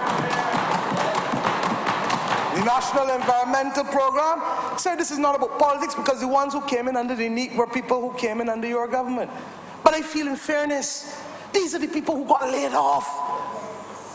These are the ones who have now to benefit from the fact that the country has been allowed to run to bush and to garbage. And we talk about, I come to the mantra, the four-phrase mantra that the damn socially balanced, economically viable, environmentally sound, transparent, and good governance, and everything I discuss in here today is a breach of one of those mantras. Every single thing. Mr. Speaker, sir, those are the things that didn't come in the budget. Sir, we didn't hear anything yesterday in the budget about the sugar industry. We did a rubbing shoulders about 4 or 5 weeks ago, and there is distinct concern among the people involved in the industry. This government keeps making promises to them, but you can't determine that you're going to send subsidies to people at a time when they can no longer plant. Agriculture is time sensitive. You have to plant at a certain time of the year. And then on top of that, sir, we still don't have any clarity. How can you be building a $500 million factory with a sugar industry that earned less than $10 million in 2015, according to the 2015 Social and Economic Report? It earned $6.5 million, according to the report laid by the Minister of Finance yesterday. And I say to you that if it is that you are making a case for it because you are generating electricity at a price that is within reach of what makes sense for Light and Power to do, then say so. But you haven't even said that. And in the meantime, we have problems with the cane industry. There are people who now, to deal with the raccoon stunting disease, have to do certain things. They don't have the time, nor the money, nor the confidence. And I want to put on record that the Barbados Labour Party believes that we need a sugar and grass industry to be alive in this country in order to keep our countryside ecologically viable. We believe that we also have a lot to gain by producing Barbados molasses for Barbados rum, to expand our production there. And the notion of keeping happy with an $80 million rum industry is a nonsense when the word rum comes from this country and when we stand to get the greatest benefit from it globally because of the value added and our historical association with it. These are things that nothing from the Minister of Finance, but yet he tells you about growth. He mentions it, but no platform to be able to see what you're putting that growth on. He didn't mention, sir, anything about the common reporting standards for the international business sector.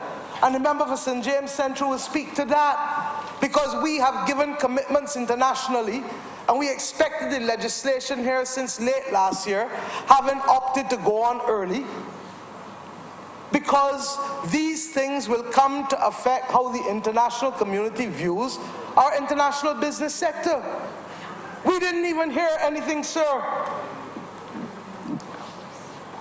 on the Hyatt. As I said, sir, Bridgetown is a World Heritage Site. That's the first thing. I am not against investment of hotels in Bridgetown. In fact, I support it. And I support it for this very reason. And the parliamentary party of the Barbados Labour Party had a strong and vigorous discussion on it. The Barbados Labour Party commits today not just to public access to beaches, but to public facilities for Barbadians on beaches.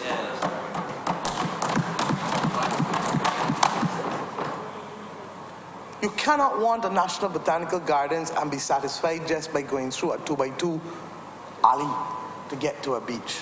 Not in that. The old fish market site needs to become a public facility that has restaurants and bars and changing facilities, that the average Barbadian going to Bay Street, because you cannot accommodate everybody at Browns Beach facility just below the lakes at government headquarters. And we commit to putting one there, so that we don't approach the Hyatt investment from that perspective alone. But what bothers us, sir, is that the tenor and the character of Barbados' tourism has to mean something. We primarily pay our bills from Cobbler's Cove to Crystal Cove on the West Coast. That's where we get the greatest value added. If the Minister of Planning and the Minister of Tourism want to see, and I saw the press release like anybody else, nobody has briefed us, to put up a 15-story building on Bay Street, a building that may be almost twice the height of the central bank, then, give me those law cases there, please, then there has to be a duty to consult the people of Barbados for that kind of facility. Right now, the handbook that town planning gives out, that gives the guidelines, puts a 5-story, 55-foot limit on all hotels on the beach side. The Minister of Tourism is aware of that. The Prime Minister must be aware of that as Minister of Planning. And if you are going to change from that, and that which is specified in your National Physical Development Plan of 2013, then you have a duty to consult with people. If you are going to consult with people, then instead of just saying that the Hyatt coming next month, last year, June, the Minister of Tourism told us the Hyatt will start in August last year, then you need to pause and start the consultative process with the people of Barbados. This case, Ulrich Buggy Haynes Coaching School, and the Minister of Planning and Sustainable Development in Trinidad, I make this a document of the House, the duty to consult. the one in the High Court of Barbados, Adina Geranium Archer, and the Chief Town Planner and the Attorney General, number 1367 of 2008, duty to consult. Let us pause. So when the minister says that the money from Hyatt is one of the things coming to boost the reserves, you understand why we start to... He said so, sir, on the call-in program. He said so on the call-in program 2 Sundays ago. He said about Sam Lords too, which we now know that the detailed drawing's not finished for. He said so for the BNTCL, and I'll come to BNTCL separate because I expect that the BNTCL one will finally come, having promised it every year from 2012, 2013, 2014, 2015, and indeed in the estimates for 2015, 2014, 2015 2015-2016 financial year, where BNTCL revenue was listed as coming in to be able to help. And in his budget yesterday, he said it could not be available, and hence the deficit had to be reduced by 1%. I am saying to you, sir, that the second point is this: what is the government's role in the construction of Hyatt? The government owns the Old Harbour Police Station. Has the government sold the lot? Is the government leasing the lot? Is the government providing the lot as equity? What is it? And if so, one of the investors, they don't see him as one of the usual suspects, but the other one is the usual suspect, from Hard Rock to Coverley to Valerie to Grotto to whatever. Can we carry along a couple thousand Bajans with that usual suspect this time? Can we ensure that a couple thousand Bajans get a piece of the action if they are leveraging government's property to be able to create a balance sheet in order to borrow? As I said, only one of the two is a usual suspect, so we have to give the other one the benefit of the doubt that he isn't one that we've seen around this government. When are we going to deal with giving Bajans a chance? When? It's not bad enough that you're giving away jobs at Sam Lords to Chinese labor, that you now want to make sure that, having used your office and having used Crown lands to create opportunities for tourism that ought to be genuinely and fully created by the private sector alone, that you are determining only a handful of people again are to benefit? I say no. And I say, sir, if it is this government's judgment that there ought to be a Hyatt hotel there, fine, we will support it. But we cannot support a 15-story building in a Bridgetown World Heritage Site. And if you want to have higher buildings, you need to cluster them together.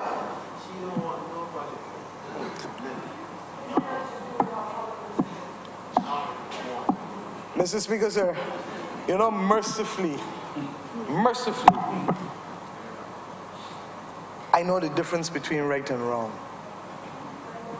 And I know the difference between right and wrong to know that you can want to do the best project.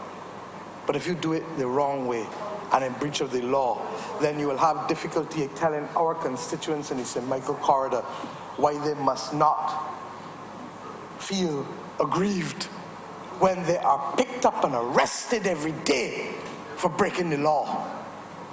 And that a man who ought to know better can say sort of okay, that she don't want any project to be done. I don't want any project breaking the law to be done. And if that is a problem for the Minister of Finance, then so be it.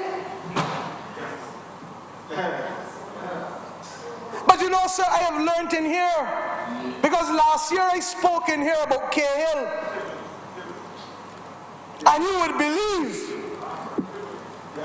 this government got up in here, from the member for St. Michael South Central when I sat down to the Minister of Finance and the Prime Minister. I've said, I am so accustomed to the cursing now, bring it on.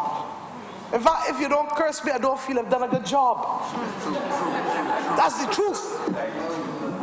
That's the truth.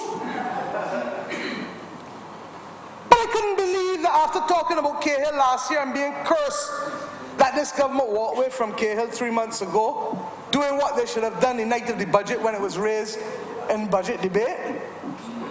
But more importantly, I could not believe that having put it on the order paper, a question to have the agreements made documents of the House, to this day, I have not seen a document from the government of Barbados signed in the name of the people of Barbados coming into Cahill. And to add insult to injury, a Minister of Housing gets on a front page and denies that land that was acquired for Cahill to go on in Vaucluse was not intended for it. When I don't think he's a nice man. He don't have malice. He needs to be voted out, but he don't have the malice. And he does not want me to produce the paper that shows that 26 or 27 acres acquired at Vaucluse for millions of dollars was intended to be government's contribution to Cahill. He would do well to keep his mouth shut at this point in time. For a change. I don't want to set up no trap for him.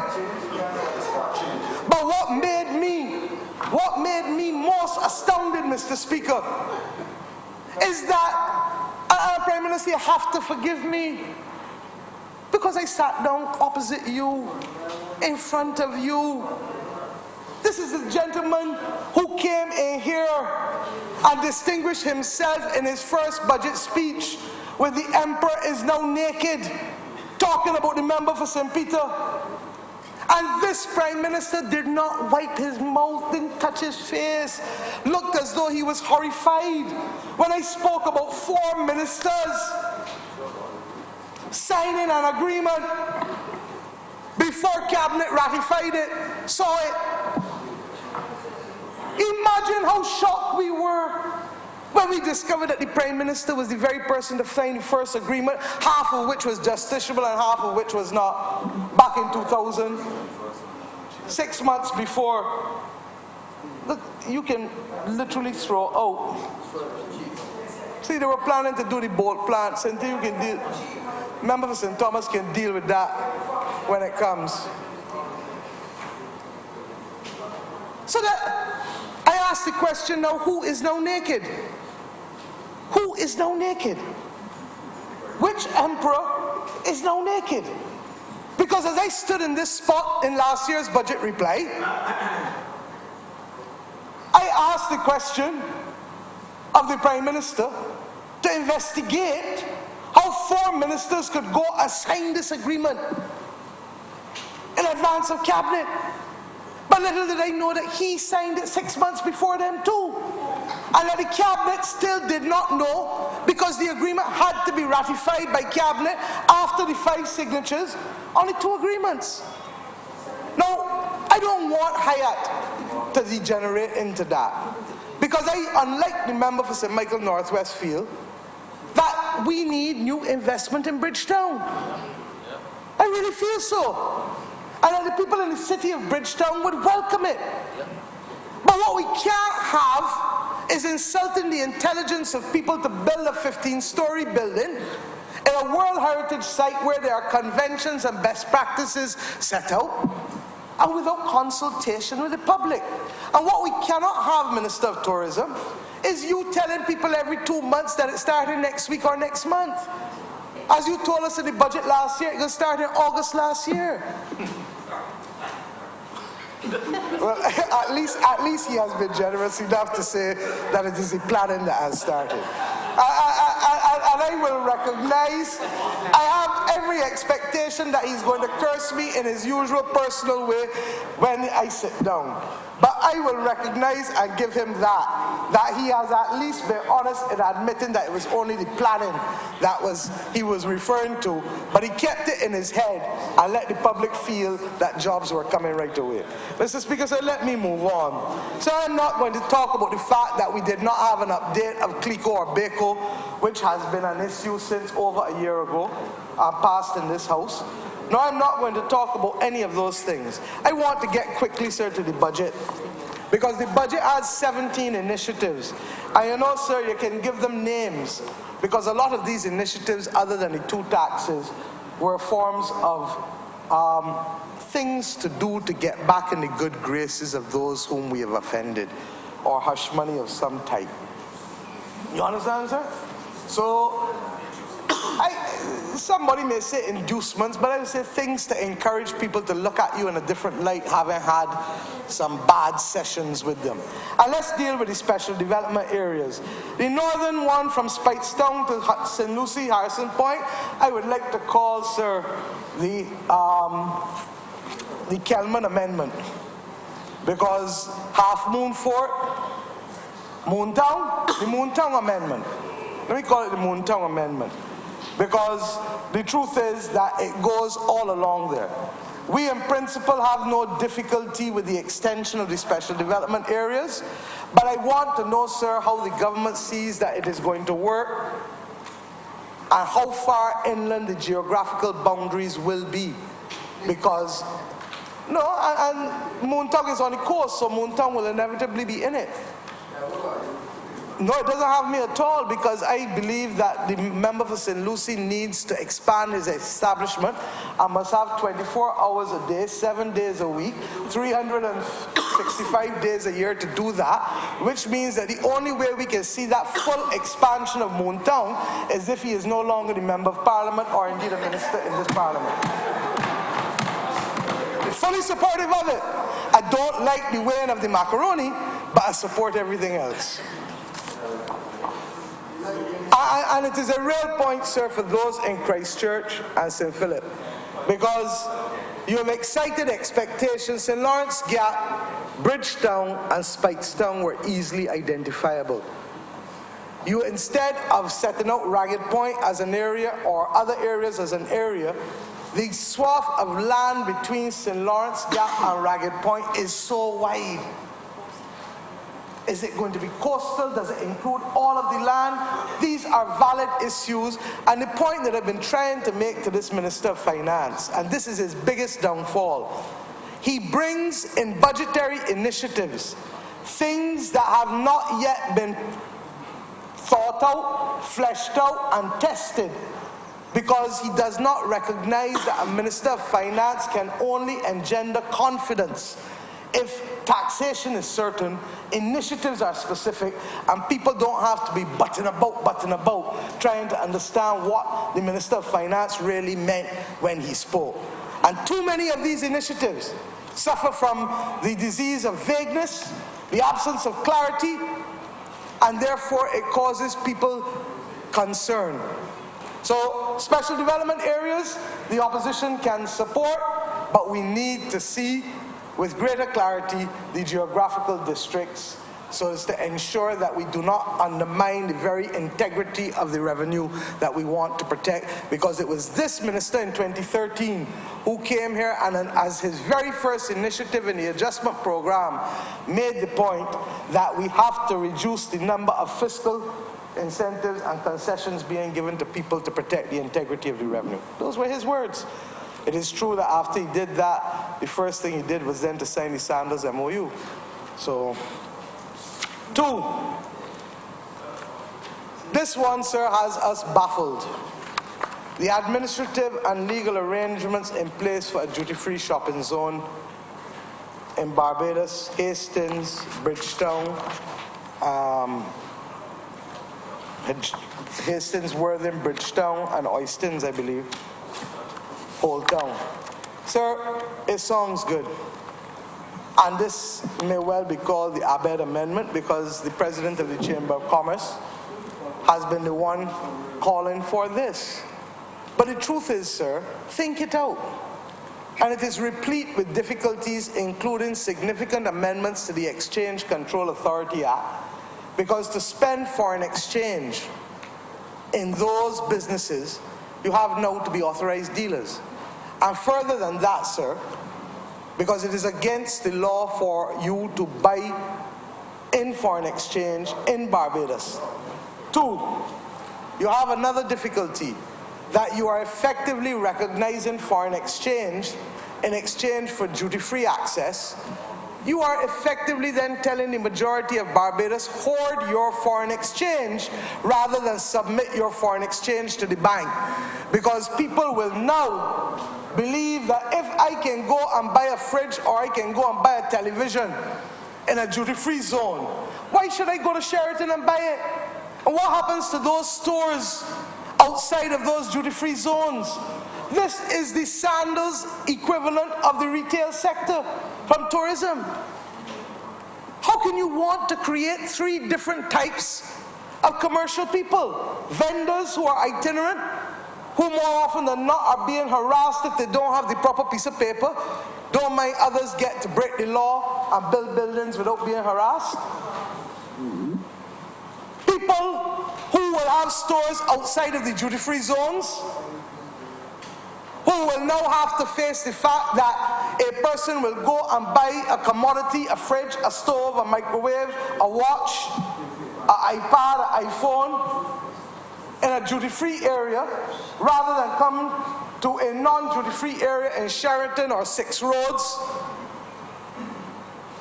Six Roads has a mall. Sheraton has a mall. Up in Welch's has a mall. And we have legitimate business people who have invested their money. St. George. And I'm saying to you, sir, that what you may think is otherwise a good idea ought to be tested in your ministry before exposing it to oxygen in the public of Barbados as Minister of Finance. And what does he hide behind? Oh, well, if it doesn't work, I told him to set up a committee. It's true, he told him to set up a committee. But Minister of Finance cannot be floating ideas. That's for junior school.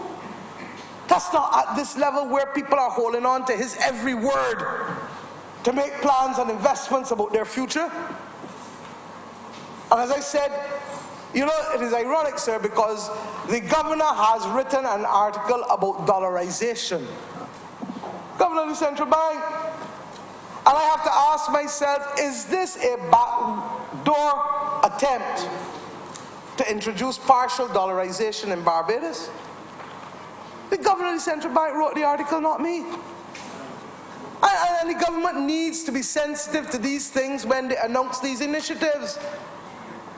Sir, we agree with the Tourism Development Act, multi-year initiatives. It makes sense. But I want to speak to the Minister of Tourism again, sir. Because in the 50th year of independence, he's an independence child too. And however much you let the horse out of the stable with sandals, you're going to make it right with Bajans. You're going to make it right with Bajan hoteliers. This is a country that has been characterized, Mr. Speaker, by fairness. Fairness and social justice are part of our DNA. How do we create 3 categories, 3 classes of hoteliers in this country? How do we do it? And what do I mean by that, sir? We have a situation, Mr. Speaker, where Sandals is effectively a duty-free zone. For 40 years. They have their own warehouse, they bring in their own food, drink, whatever. I don't know whether you can get Mount Gay or Banks there. I'm not getting in that because I don't know. I don't drink beer and I don't drink rum. I hope you can. But what I will say is this, that if you want to give it to Sandals, then you have to give it for those hoteliers who have been carrying Barbados' tourism product for longer than we have been independent. Barbados has a tourism product that is older than 50 years. Now, what has this government done? I was in shock when I discovered last week that of those 19 or 20 or 21 hotels that have been given access to some of the benefits, here's what they get. They get access for 1 fish, smoked salmon. They get access for some meat. They get access for heavy cream, and they get access for alcohol. And do you know, sir, that even for those limited things that they get access for, do you know that they can't just go and get them? That every time they need them in the hotel, they got to send up to get a request approved by the Ministry of Tourism, the Minister or the PS? every single time. Now, the law, let me tell you about the law. What the Minister of Finance announced here going to require amendments to, and it tells me that the Minister of Tourism either is indifferent to it, or I would like to believe that the Minister of Finance never consulted with him. And I would like to believe that the hoteliers can use their voices to represent themselves too. Because how can you run a hotel that every time you need vodka and wine and rum, smoked salmon, steak, every 2 to 3 weeks you sending up to the Ministry of Tourism to get a duty-free waiver signed, and Sandals has to walk across the road and take it out the freezer or take it out the warehouse and go back in the hotel. It is wrong. But it doesn't end there. The third class of hotelier is those who are not getting it at all. Those who are told where you owe taxes. Now, sir, I understand that. But if you don't contextualize things, you run in trouble. These are the same hoteliers who this government stood on that side and told the people, do not send home the employees. Hold them. These are the same hoteliers who the government told them juggle between salary and supplies and utilities and payment. And some of them ended up raking up arrears to statutory liabilities. But what is the reality of that? That, sir, you know that they have to pay almost twice for a bottle of vodka, 3 times for a bottle of vodka. You know that instead of $4 for a bottle of wine, they're paying $11 for the same bottle of wine. Do you know, sir, that instead of almost all of those categories, these 40 hotels that are now deep in the hole, because if they could pay the taxes, they would be benefiting from the duty-free access.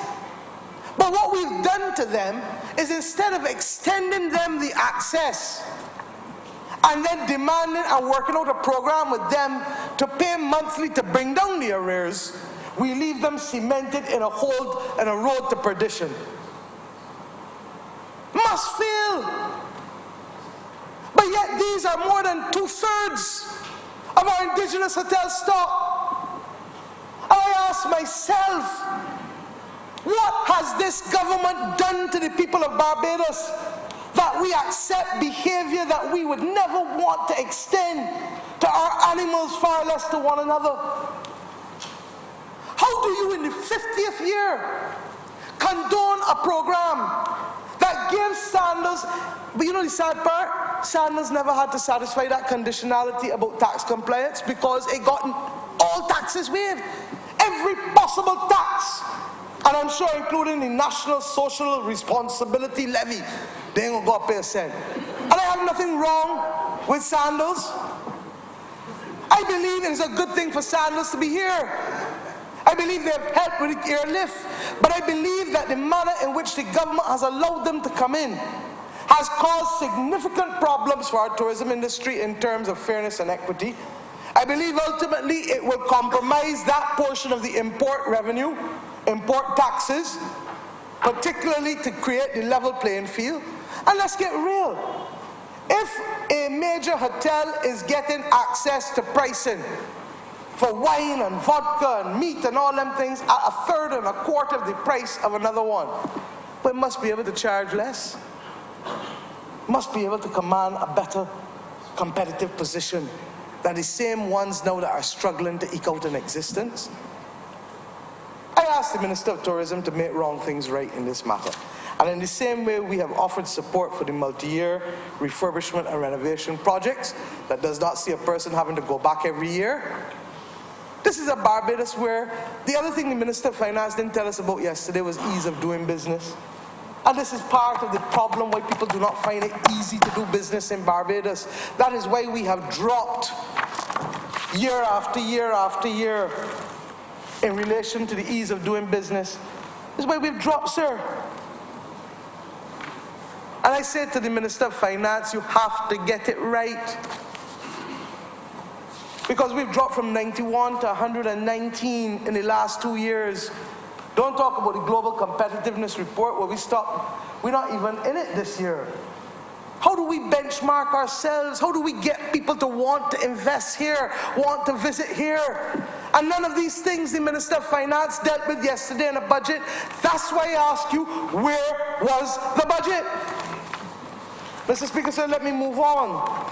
In relation to the other matters pertaining to the other initiatives, so you pay almost as much to register a Jeep now as you would to register a boat. That Jukes amendment, sir, is really, I never see a mega yacht spend more than 6 months in Barbados. And the irony is, it may well conspire to undermine the revenue of the Crown, because people can then buy the yachts duty-free in other jurisdictions and bring them in here for longer than the 6 months without having to pay a cent. But if I want to see the expansion of the yachting class, I want to see the expansion of yachting in Barbados, I believe that every child by 2030 under 18 should be given a chance to swim. But this is not the way how we do business. Let me see a yachting regime that we can support, not this little trinket here and trinket there and trinket there, because it causes us not to understand, to believe that you are serious about the development of this sector. Sir, we support the grant, the reimbursable grant of the $50,000 for the local companies in order to make them internationally compliant, but we need to be doing far more than that, as we outlined in our manufacturing plan in 2007, which the government can do well to look at. And similarly, we are wary about all of these funds that keep getting set up but do not get to the intended beneficiary. I hope and pray, in fact, the one comment I want to make is I cannot believe that this government has left an industrial credit fund there with $130 million and waits until the 8th year to extend support to the business sector of the small business community, having not delivered on 40% procurement, having not delivered on so many other promises, and having capital sitting down there. But you know what the truth was, sir?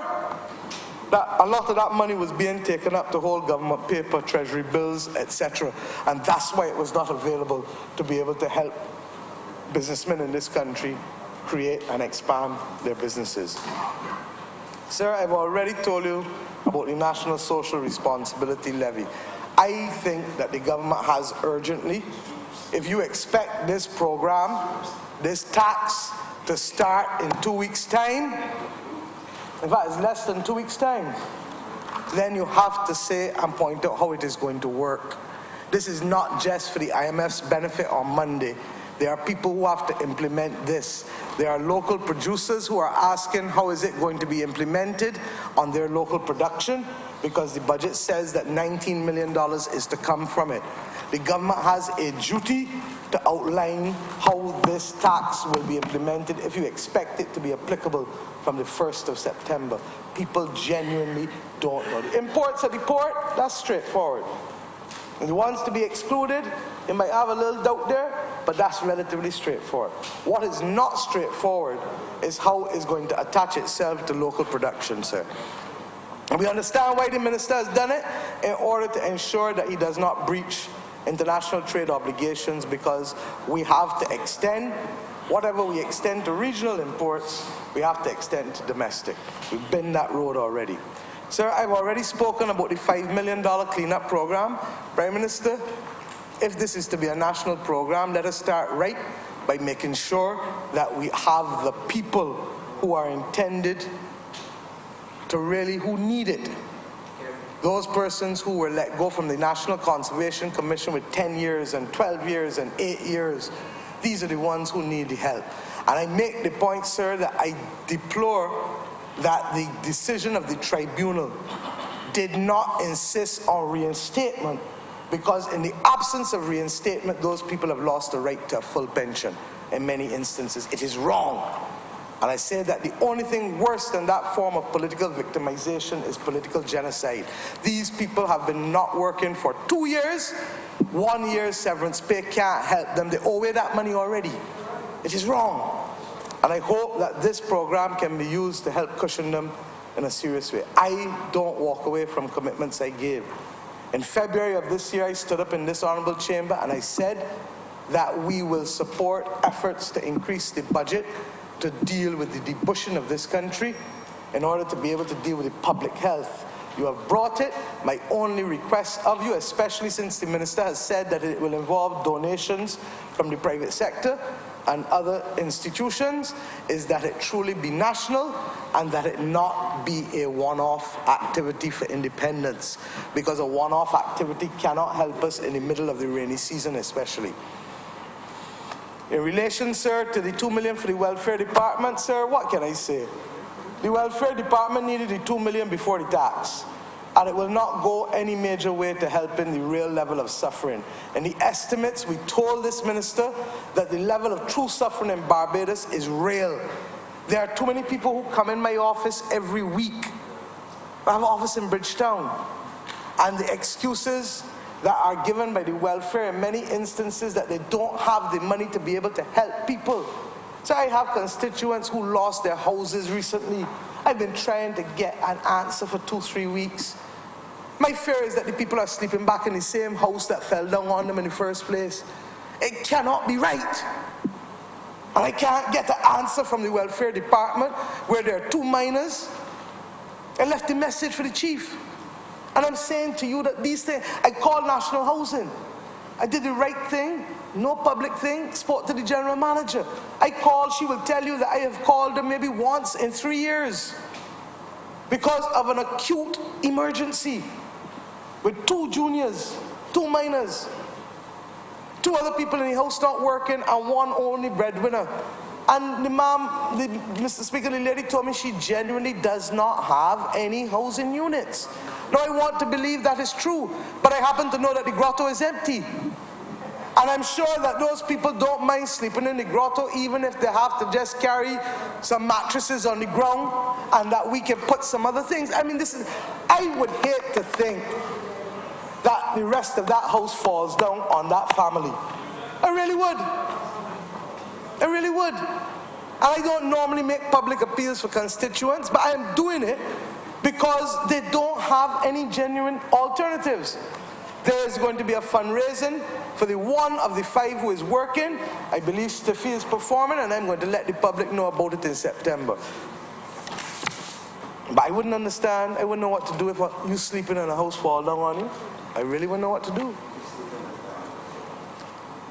The bank asset tax, the bank, thank you. Minister of Finance has indicated that he will look into it, and I'm grateful to him for that.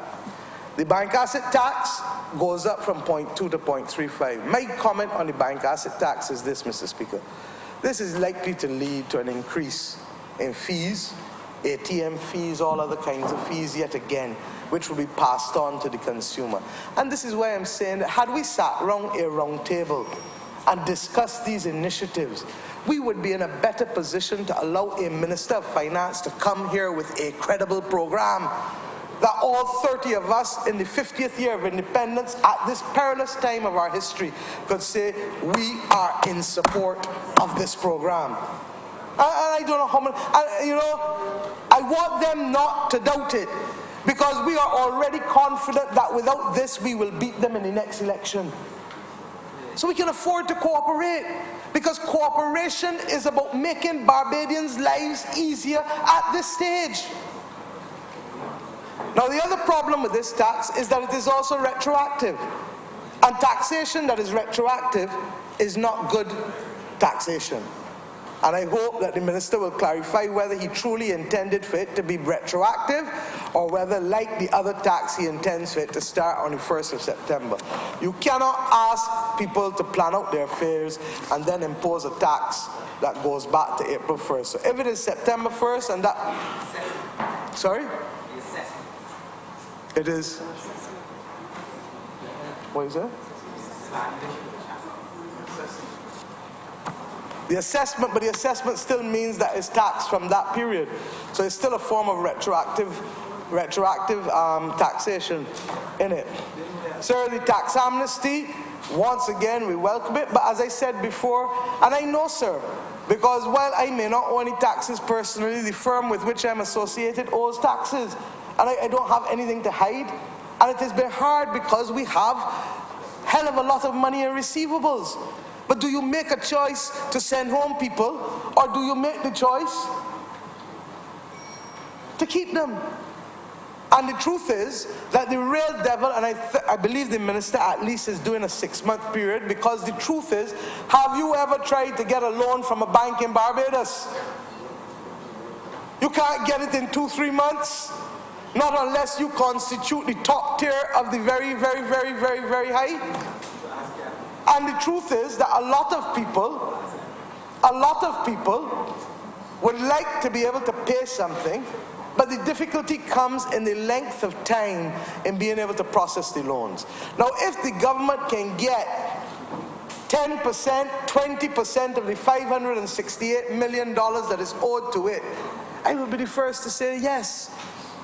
And we have to find a way, perhaps, of thinking outside of the box, where in the absence, and I want the minister to listen to this in particular, in the absence of banks being able to give people the loans, whether they cannot come up with a program that in the same way the person would be paying the bank a bank loan, that if you come up with a 10-year program that says, look, we will do this and we will accept X amount over 10, 15 years in a proactive way.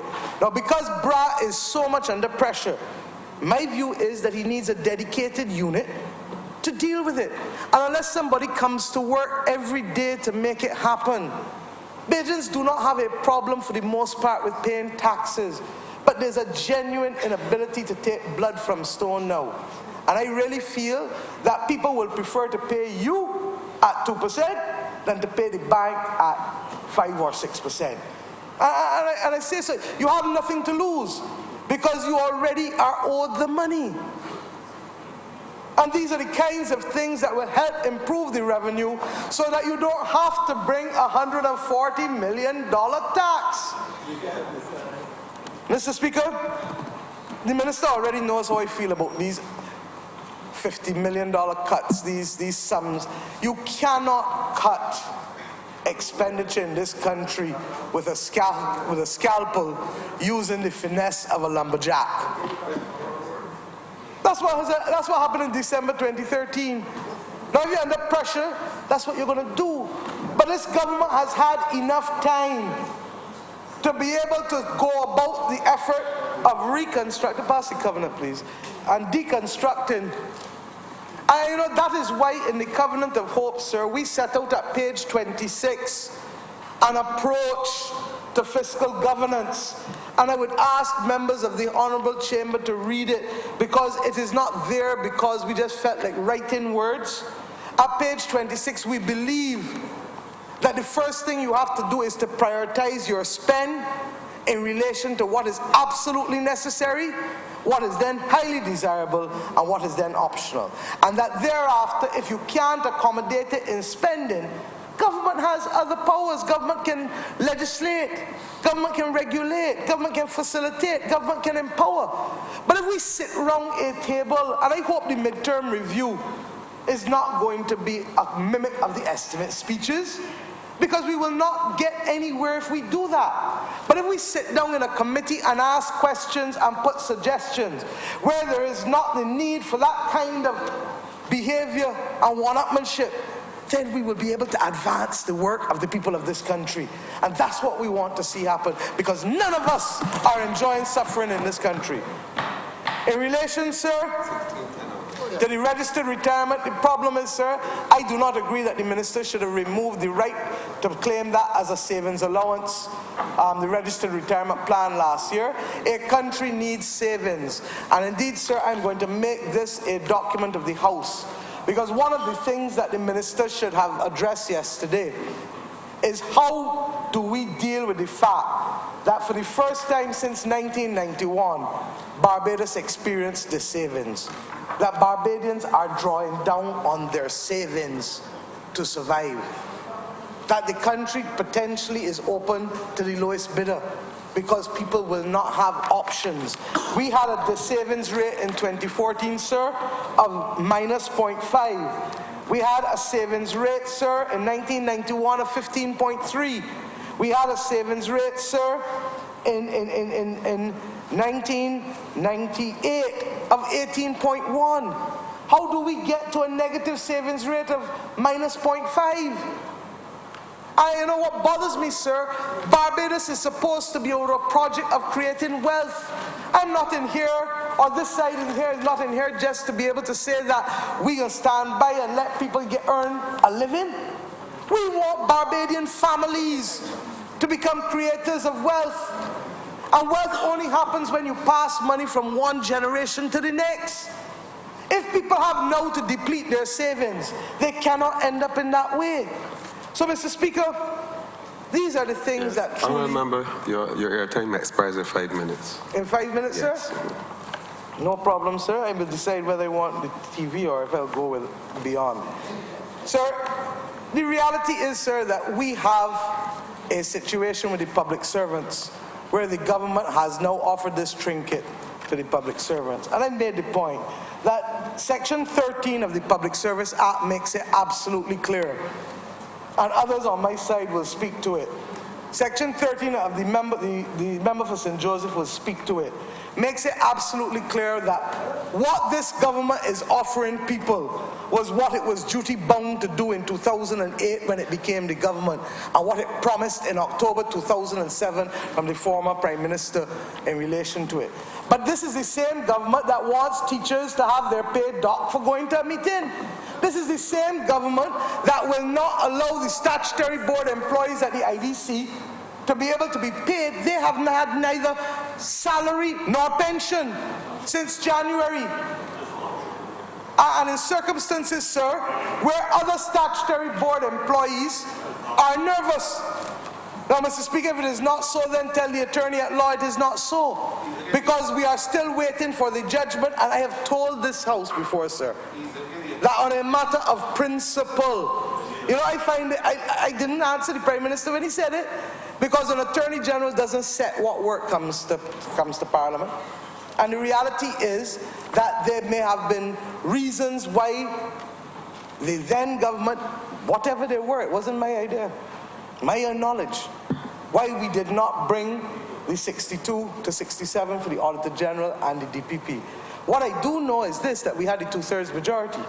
And what I do know is this, that the Attorney General does not set the work of Parliament and the debate of Parliament. And what I do know is this, that regardless of whether it was done or not done now, there is a blatant discriminatory act taking place with respect to statutory board employees who at 58, 59, 60 suffer the same fate that the Minister of Finance described temporary officers in the public service as suffering.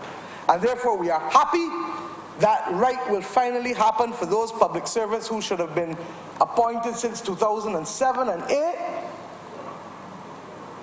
But we are also saying to you that you have to make wrong things right with the statutory board employees. Mr. Speaker, I want to say, as I start to begin to close, that the Barbados Labour Party recognizes that we cannot make idle promises as we go forward. And we're not going to come here and make promises to do A, B, C unless we know we can afford them, because of the dire nature in which the country has found itself for the last 8 years. We recognize that trust is the most important commodity in this country. And we recognize, sir, that as a result of that, we give the House assurance, because we don't know whether this is the last or there will be another budget.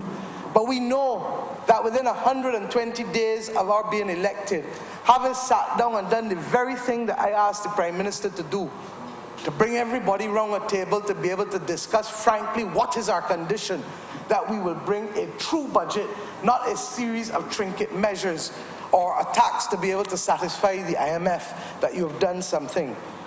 We recognize, sir, that that is most important, and that we have to be able to cultivate hope in this country again.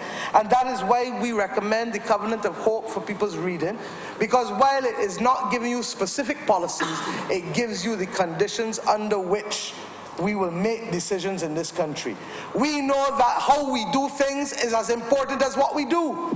And that is why I can say with conviction, sir, that the manner in which we disregard consultation and the manner in which we have allowed things to offend governance, good governance in this country, will not be the way that a Barbados Labour Party administration would operate. The manner in which, sir, that we treat the people like customs. How do you have a customs department for 2-3 years not knowing if they're going to Bra or not? When I give them the commitment today that the customs will not go to Brad, because that was our decision before we lost government, and we will stick to it again. I also give the commitment, sir, that if there is anyone who believes that Barbados Labour Party will support any form of corruption, understand that there will be a zero-tolerance approach to it. And I can speak to the things for which there is not any money outlay needed. I can speak to the fact, sir, that if you have, and ministers in the future must not believe that they are to be defined by cars and all kinds of things, fancy things, because if we are coming to serve the people, we are coming to serve the people. We believe, sir, that the small contracting class and the small mechanic class have been ignored, and we have seen them ignored in aid of one or two large contractors. And I want to say something that I tell them on the ground every day, that we have 4,000 pit toilets in this country. Before the government recognized that nobody in Barbados in the 21st century should be sleeping with having a pit toilet on a rainy day like today, and making sure that we raise the money, just as we raise the money for SAM laws that should be done by the private sector, just as we're raising the money to deal with the water, to make sure that those 4,000 people get a waterborne facility on their house. Nobody has a pit toilet in 2016 because they want it. And the bottom line is, sir, that no large contractor is going to do no waterborne facility. So that when you have 4,000 times $15,000, that is $60 million in work over 5-6 years for small contractors in Barbados who spend money in every community every Friday, and money circulates. Similarly, you have mechanics that can't now afford to buy stuff, pieces of equipment to deal with the modern technological changes. Sir, it isn't even more so now, because people are putting down the cars because of the state of the roads. And we now, to add insult to injury, a transport board that used to have over 200 buses on the road now has less than 120. Can't work. At one point last week, it was less than 100. And the minister dealt with the garbage trucks. I mean, the thought of the 2% tax being at the disposal of the Minister of Environment has me so frightened I can't even talk. But this country needs buses too. And you cannot have a situation. What has happened to the ZR pilot project? Why are we bringing in a Trinidadian to work at Mangrove when we have UCAL that is owed $20 million that supports 120 families? And don't tell me that UCAL has buses for months, because UCAL has a labor-only contract. Why is it that Simpson Motors is only delivering parts if you pay cash? And when the Minister of Finance goes to cut this $50 million again, what happens to the transport system in Barbados, which has not been protected yesterday? Where was the budget of the real needs of Bajan people? Mr. Speaker, we will work. We told this government when you sent home 3,000 people, give them a quarter acre of land to farm, give them a vendor's license, deal with the banks to help stabilize. The member for St. Peter came and called it affirmative procurement, where we use his language. If you have to lay off people, put something in place to give them that soft landing. And that's what this government did not do. And I say to you, look, we are in a position where none of us can speak with truth and know what the real situation in this country is until the Ministry of Finance and the government puts everything on the table. But what we can tell you is what kind of government we will be. And what we can tell you is what kind of people we will be. And what we can tell you is what we will stand for. That Barbadian students must know that their education will receive top priority in relation to them being able to get themselves to University of West Indies free. Because too many people have only gotten out of poverty by way of that route. And we cannot kick down the ladder now for no reason, and then we have a situation where the student revolving don't have money because the government has not responded swiftly enough to the CDB. And I'm not even talking about the fact that the NIS 9.4 million is not even in cash. You now have sent the NIS to go and cash in a treasury bill, which will have to be discounted. But that is what happens when you make policy on the trot and come in here and announce it.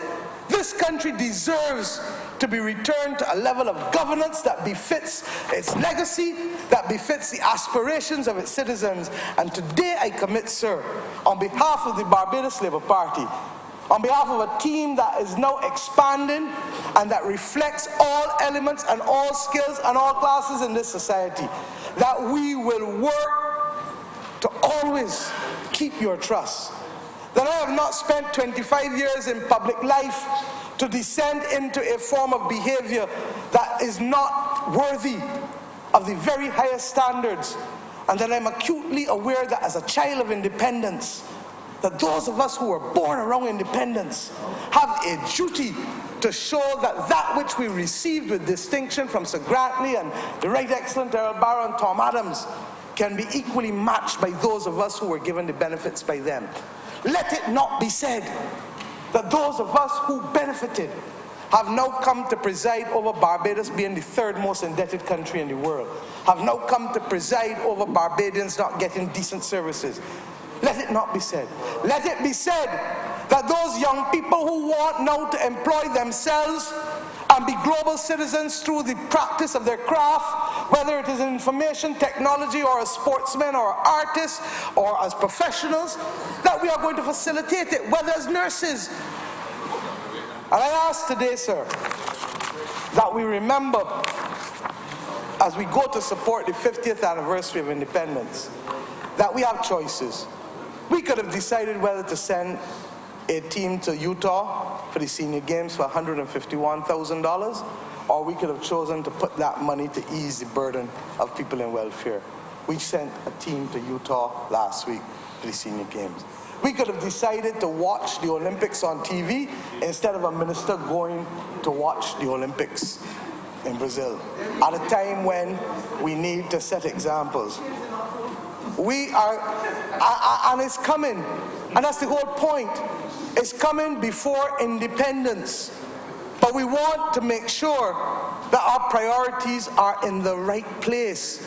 And I'm saying to you, Mr. Speaker, that we have a duty to put Barbados first at all times. And in putting Barbados first, Mr. Speaker, that let it be known that the people of Barbados will stand to judge us, because for as long as we are here, there is but only one government. And the government has a duty beyond its role as a political party. Regrettably, what we saw yesterday was a political party put itself first and put people last. Indeed, sir, it seemed as though they had rewritten the timeless biblical admonition that Jesus first, yourself last, and others in between, and that mantra was rewritten by them to be myself first, the people last, and our financiers in between. I hope, sir, that Barbados will know that we do not want any more lost years, and that we will remember that as long as there is a leader who permits ministers to do as they like and function as pop kites, then you will have this kind of performance for a government. Sir, we will step into the breach and we will resume the path to give Barbadians that which they became accustomed to in the first 42 years of our post-independence existence. I solemnly pledge on behalf of the Labour Party, Barbados Labour Party, sir, to ensure that this is done in the name of all Barbadians.